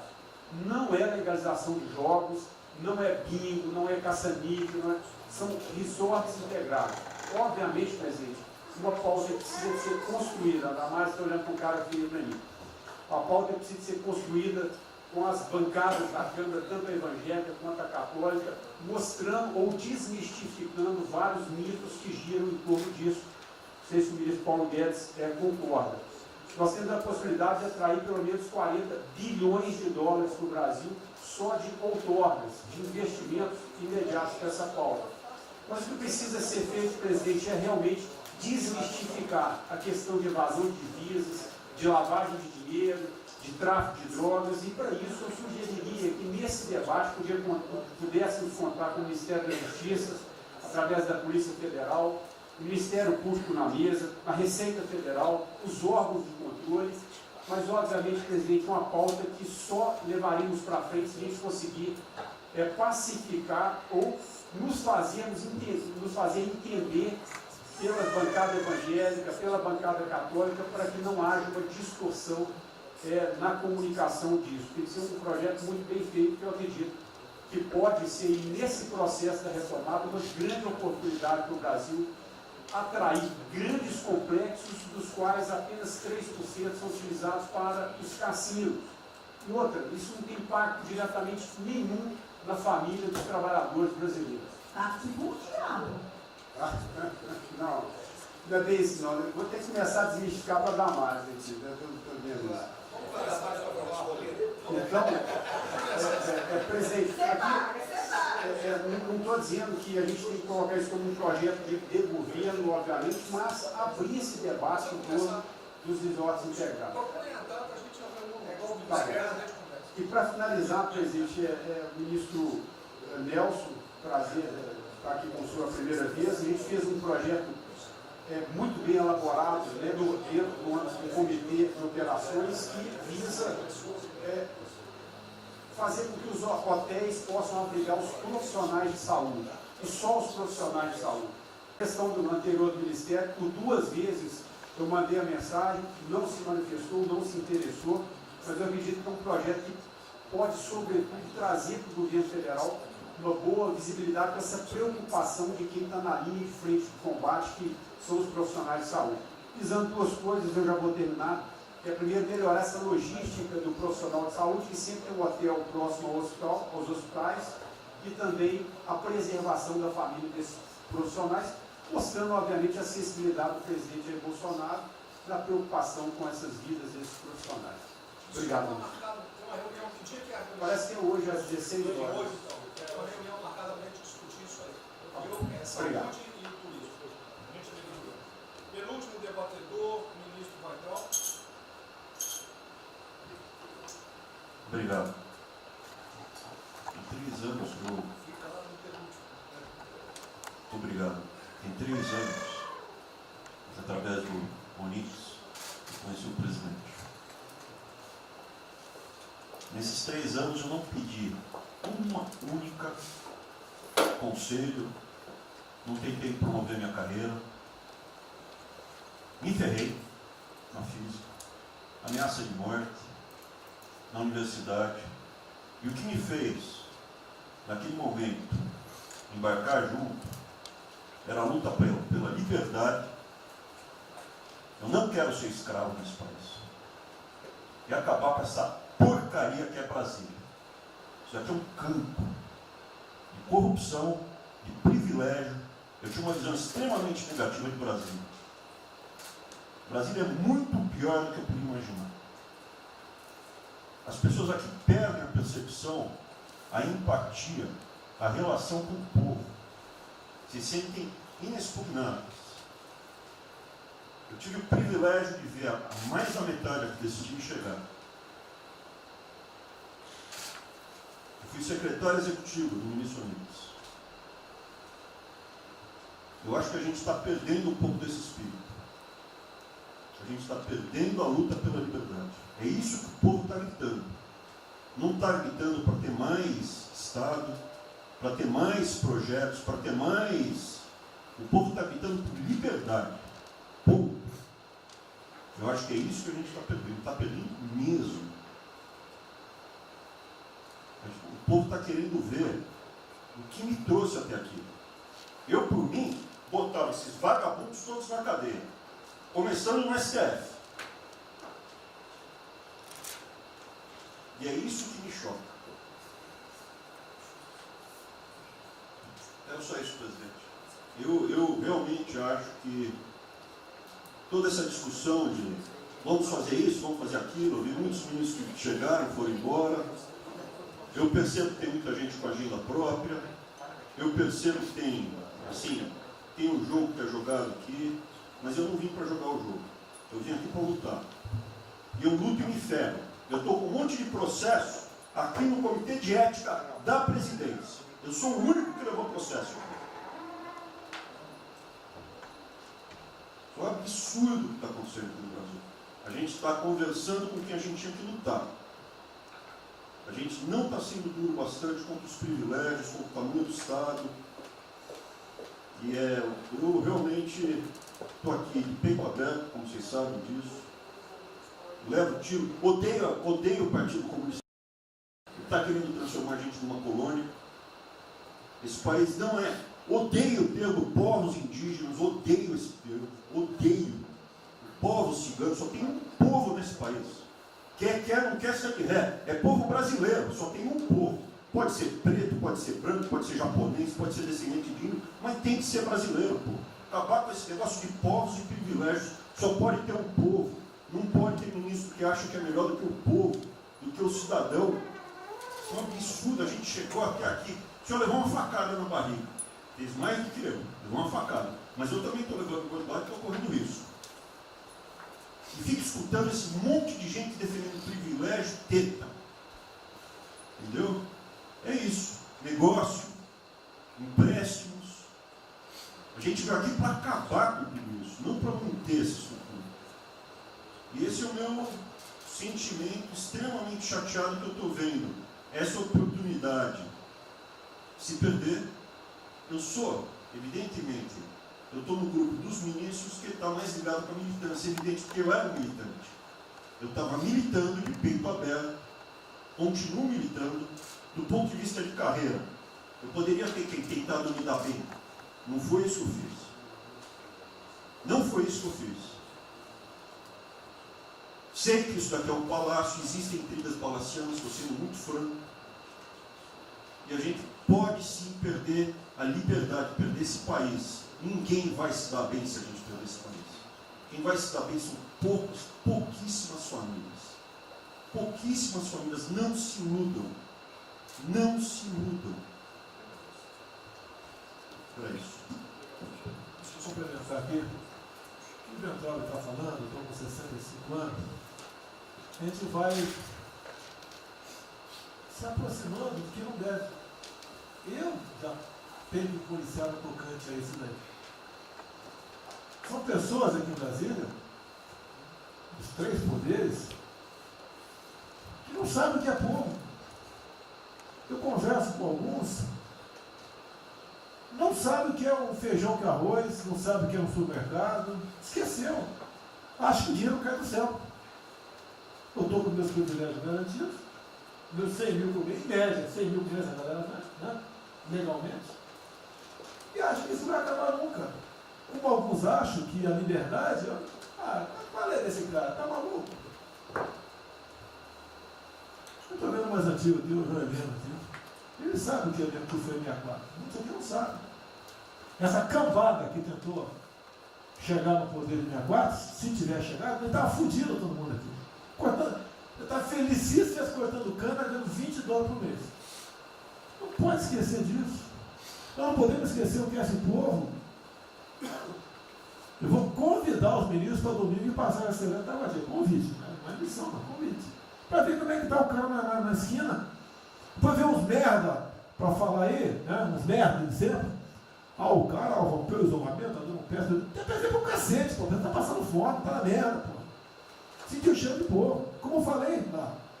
É uma experiência para todo político sentir e lá ver como é que está o negócio. Ou a gente tem que estar como se fosse, né, um general na retaguarda e deixar a tropa se ferrar na frente. Não, o general está na frente, o coronel está na frente, o capitão está na frente.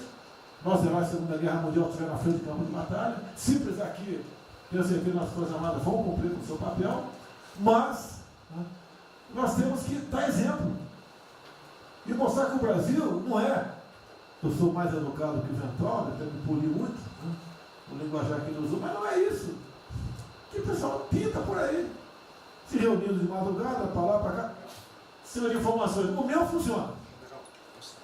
O meu particular funciona. Os que tem oficialmente desinformam. E voltando ao termo, eu prefiro não ter informação do que ser desinformado por cima de informações que eu tenho. Então, pessoal, muitos vão poder sair do Brasil. Mas não quero sair, ver a minha irmã de Eldorado, outra de Cajati, o coitado do meu irmão, capitão do exército de Miracatu, se fuder, pô. Como é perseguido o tempo todo. É a bosta da Folha de São Paulo. Diz que meu irmão foi expulso de um açougue em Registro, que estava comprando carne sem máscara. Comprovou no papel, estava em São Paulo esse dia. O dono do restaurante, do açougue, falou que não estava lá. E fica por isso mesmo, isso aqui é problema dele. Né? Mas é putaria o tempo todo para me atingir, mexendo com a minha família. Já tentei trocar gente da segurança nossa no Rio de Janeiro, oficialmente, e não consegui. Isso acabou. Eu não vou esperar fuder minha família toda, de sacanagem, ou amigo meu, porque eu não posso trocar alguém da segurança na ponta da linha que pertence à estrutura. Vai trocar. Se não puder trocar, troca o chefe dele. Pode trocar o chefe dele? Troca o ministro. E ponto final. Não estamos aqui para brincadeira. Eu tenho um garoto aqui, com todo respeito, do BNDES. Eu conhecia, ele usava calção lá. Pode ver os Estados Unidos para cá, podia estar muito bem lá. Veio para cá, eu tentava voltar ao Brasil com o vídeo do Paulo Guedes. E amigos dos pais dele, eu conheci ele, né, Paulo Guedes? Eu não lembro dos teus pais, não de você, tá certo? Mas alguém que está investindo aqui. E todos nós temos que pensar nisso. O que esses filhos de Maia querem, é a nossa liberdade. Olha, como é fácil impor uma ditadura no Brasil, como é fácil. O povo da delicado. Por isso que eu quero, de ministro da Justiça e ministro da Defesa, que o povo se arme. Que é a garantia que não vai ter um filho da puta aparecer para impor uma ditadura aqui. Que é fácil impor uma ditadura. Facílimo. Um bosta do prefeito, faz um bosta no decreto, algema e deixa todo mundo dentro de casa.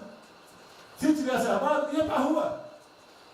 E se eu fosse ditador, né, eu queria desarmar a população. Como todos fizeram no passado, quando queriam, antes de impor a sua respeito da ditadura. Aí, que a demonstração nossa, eu peço ao Fernando e ao Moro, que por favor assine essa portaria hoje, que eu quero dar um puta do recado para esses bosta.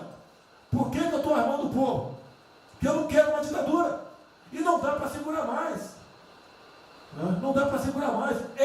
Quem não aceitar as minhas bandeiras, Damares, família, Deus, Brasil, armamento, liberdade de expressão, livre mercado, quem não aceitar isso está no governo errado.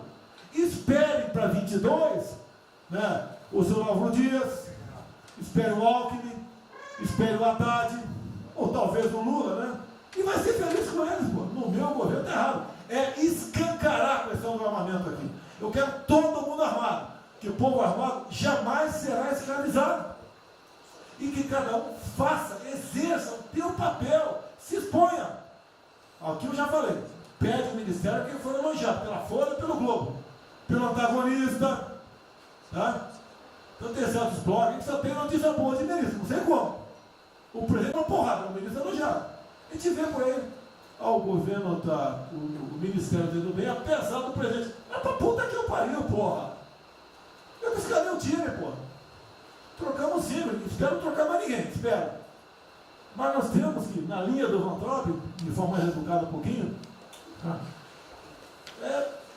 se preocupar com isso. Que os caras querem é a nossa hemorroida, é a nossa liberdade. Isso é uma verdade. O que esses caras fizeram com o vírus, esse bosta desse governador de São Paulo, esse estrume do Rio de Janeiro, entre outros, é exatamente isso. Aproveitaram o vírus, está um bosta do prefeito lá de Manaus agora, abrindo cobras coletivas. Um bosta, que quem não conhece a história dele, procure conhecer, que eu conheci dentro da Câmara aqui do meu lado. Né? E nós sabemos que a ideologia dele e o que ele prega. E que ele sempre foi. O que está aproveitando agora, um clima desse, para levar o terror no Brasil. Né? Então, pessoal, por favor, se preocupe, que é mais importante que a vida de cada um de vocês, que é a sua liberdade. Se não me preso, não vale porra nenhuma. Bom, presidente, esses valores, esses princípios, e o alerta do Ventral é válido também, como sua evocação, é que realmente nós estamos todos aqui por esses valores. Estamos aqui por esses valores. Nós não podemos esquecer disso. Nós podemos conversar com todo mundo aqui, porque é o establishment, porque nós precisamos dele para provar coisas, mas nós sabemos que nós somos diferentes. Nós temos noção que nós somos diferentes deles. E quando eles cruzam a linha, a gente solta a mão e sai andando sozinho. Enquanto eles estiverem no trilho conosco, no caminho, fazendo as reformas que nós prometemos, nós estamos juntos. Mas que o cara soltou a mão, passou para o lado de lá, deixa o cara sozinho, a gente continua sozinho e vai procurar outra conversa, em outro lugar. Então, eu acho que manter essa ideia que nos trouxe aqui, e eu tenho dito isso em todo lugar, e lá fora, eu converso, semana passada eu conversei com os ministros da Fazenda de G20, conversei com os ministros também de Economia dos BRICS, e a mensagem que eu levo é sempre a mesma: o Brasil vai surpreender o mundo.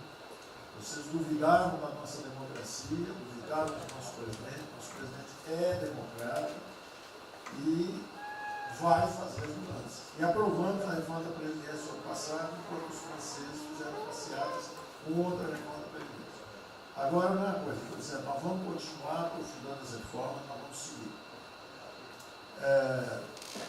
Eu conheço todas as histórias de reconstrução por profissão, obrigado a estudar isso, a reconstrução da Alemanha, na Segunda Guerra, a Primeira Guerra com Chaves, a Segunda Guerra com o Ludwig Erhard, a reconstrução da economia do Chile com os caras de Chicago, o caso da fusão das duas Alemanhas. Eu conheço profundamente, um detalhe, não é de ouvir falar, de ler 8 livros sobre cada reconstrução dessa.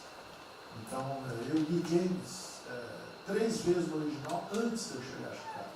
Então, não tem música, não tem dogma, não tem blá blá blá. Tem estudos sobre todas as ocasiões.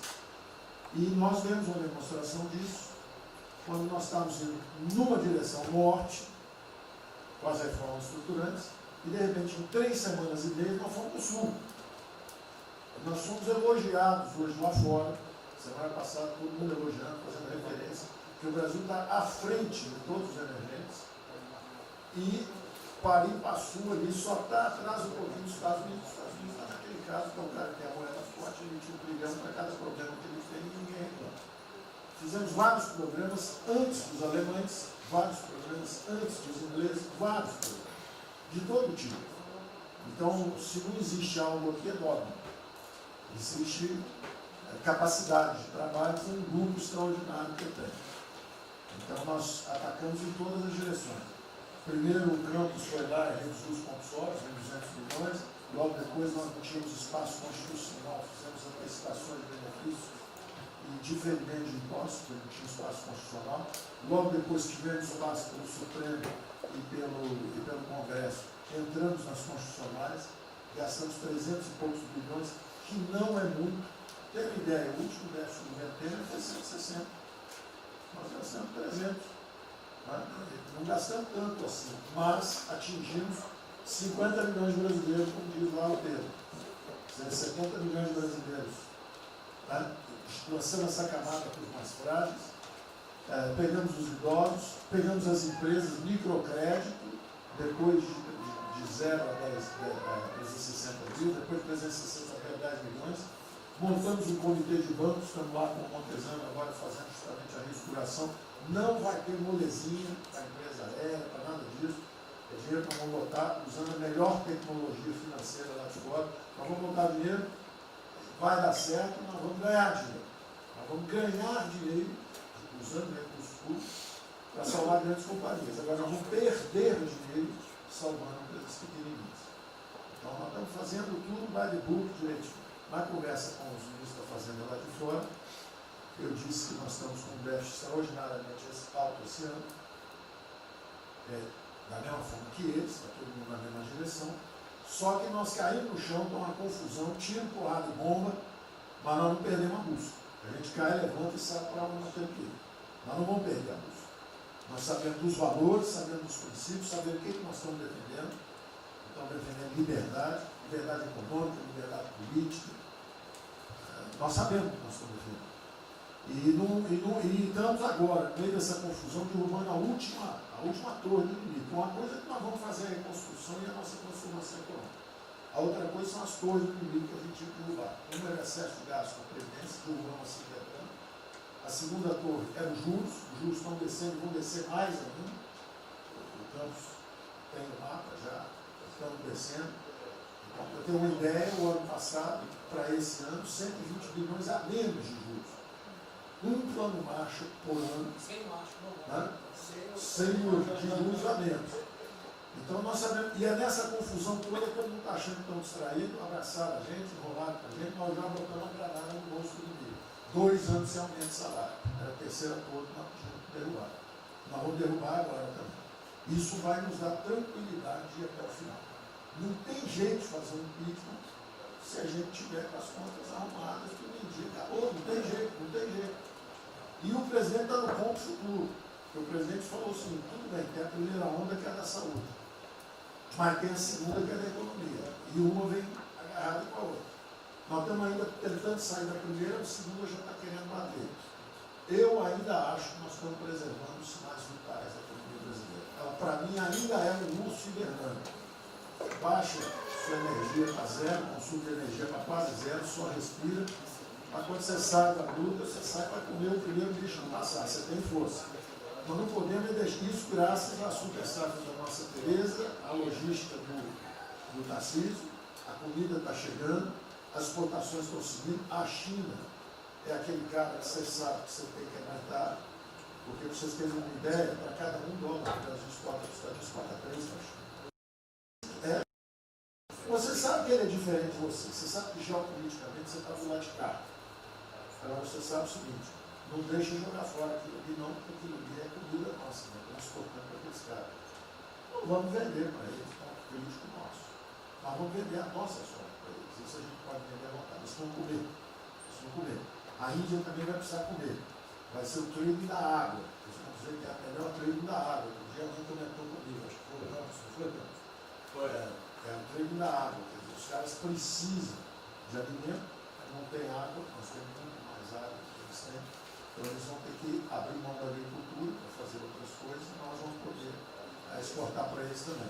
Então nós temos um mapa de voo bom, nós temos uma equipe jovem, preparada, todo mundo trabalhando junto, e nós não vamos perder o rumo, nós não podemos perder o rumo. Então vai ter muita conversa, vamos para cá, vamos para lá, vamos fazer isso, vamos fazer aquilo, não vamos perder o rumo não. Pode dar vestimento, bota peruca loura, passa batom vermelho, faz uma opção de coisa que for necessária politicamente, mas não vão perder o rumo econômico, não, nós sabemos onde nós estamos indo. Então, eu estou só dando uma mensagem de tranquilidade para todo mundo aqui, que é o seguinte, nós não estamos fazendo nada exótico, dogmático, nada disso. Nós estamos indo numa direção, fizemos o que o mundo inteiro fez, em 3 semanas e meia, nós fizemos o que o mundo inteiro fez, só que nós não vamos perder o rumo, não. Nós sabemos para onde nós vamos voltar já já. Tá certo? E se o mundo for diferente, nós vamos ter capacidade de adaptação. Por exemplo, eu já tenho conversado com o ministro da Defesa, já conversamos algumas vezes, quantos 200 mil, 300 mil, quantos jovens aprendizes nós podemos absorver nos quartéis brasileiros? 1 milhão? 1 milhão a R$200, que é o Bolsa Família, R$300, o cara de manhã faz calistenia, aprende civil, organização social, como é que é o OSPB, organização social e política, né? Faz ginástica, canta o hino, bate continente de tarde, aprende a ser um cidadão, aprende o cidadão, disciplina, usar o tempo construtivamente, voluntário para fazer estrada, para fazer isso e aquilo. Sabe quanto custa isso? R$200 por mês, 1 milhão de cada, 200 milhões, pô. Joga 10 meses, 2 bi, isso é nada. Então nós vamos pegar na reconstrução, nós vamos pegar 1 bilhão, 2 bilhões e contrata 1 milhão de jovens aqui. A Alemanha fez isso na reconstrução. Aí você também quer fazer estrada, precisa de 3, 4 milhões a mais, tem um orçamento de 8, toma aqui seus 4 milhões. Isso não faz falta. Não faz falta. Não é isso o problema. A mesma coisa o nosso problema do jogo, lá nos recursos integrados, não tem problema nenhum, são milionários, executivos do mundo inteiro. O cara vem, fazem convenções, olha, o turismo saiu de 5 milhões de Singapura para 30 milhões por ano. O Brasil recebe 6. Uma pequena cidade recebe 30 milhões de turistas. O sonho do presidente de transformar o Rio de Janeiro em Cancún, Maior dos Reis em Cancún, aquilo ali pode virar um raio. Entendeu? A mesma coisa a Espanha. Espanha recebe 30, 40 milhões de turistas. Isso é uma cidade da Ásia. Macau recebe 26 milhões hoje na China. Só por causa desse negócio. É um centro de negócio. É só maior de idade. O cara entra, deixa a grana lá, que ele ganhou anteontem, ele deixa aquilo lá, bebe, sai feliz da vida. Ele ali não atrapalha ninguém. Ele não atrapalha ninguém. Deixa cada um se fuder.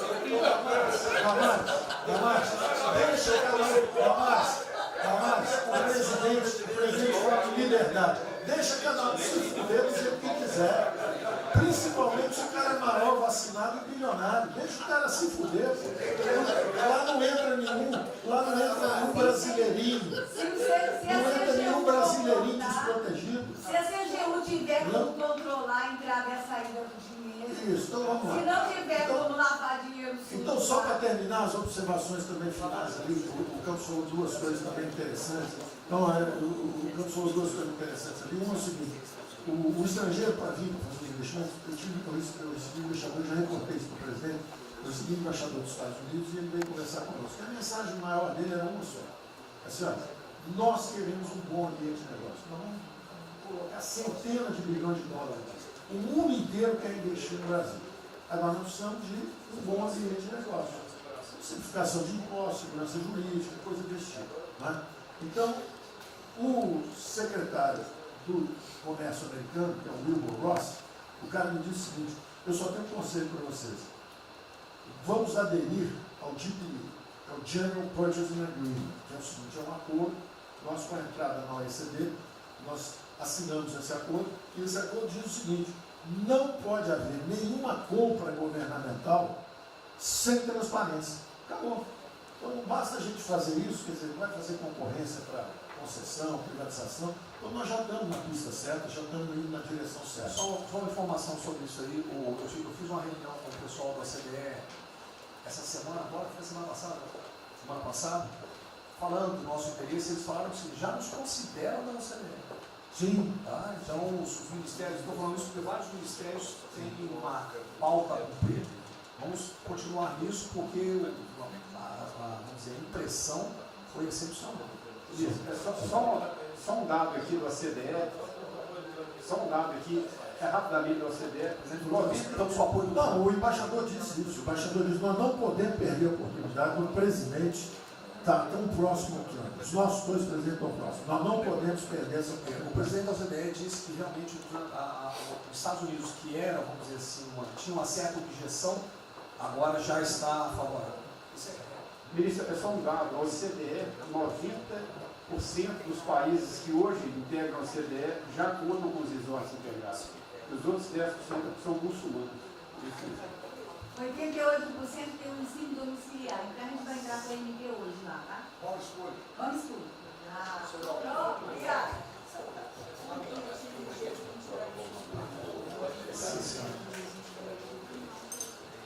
Uma nova ordem para o coronavírus, muitos países vão colocar regras para ter estoque novamente. Eu acho que não é o nosso caso.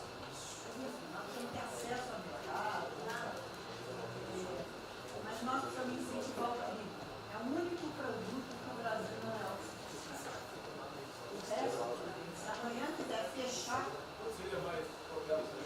temos 2 milhões. Nós temos 2 milhões, certamente. Mas nós temos 2 milhões de hectares na linha Mato-Piba, prontos, inclusive com a Embrapa, com variedades super produtivas para poder investir lá. Precisa de dinheiro. Uma última coisa: o dinheiro que volta, financiamento. Nós precisamos baixar os custos. A agricultura não aguenta 9% dos Sobre o Brasil não fala nada, não. O Banco do Brasil não está tudo em cobra. O Banco do Brasil não está tudo em cobra, porque não é privado nem público. Então, se for apertar o Rubem, coitado, ele é super liberal.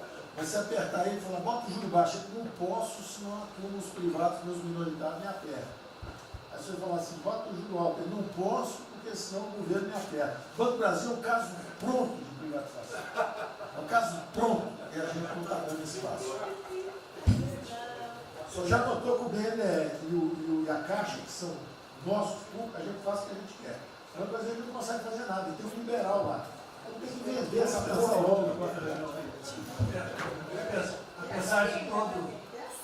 Apesar de todo o aumento de risco que passou a haver no sistema bancário, o Banco do Brasil está expandindo bastante seus empréstimos. E a agricultura, a ministra Tereza Cristina testemunha aqui de que o apoio está sendo muito grande.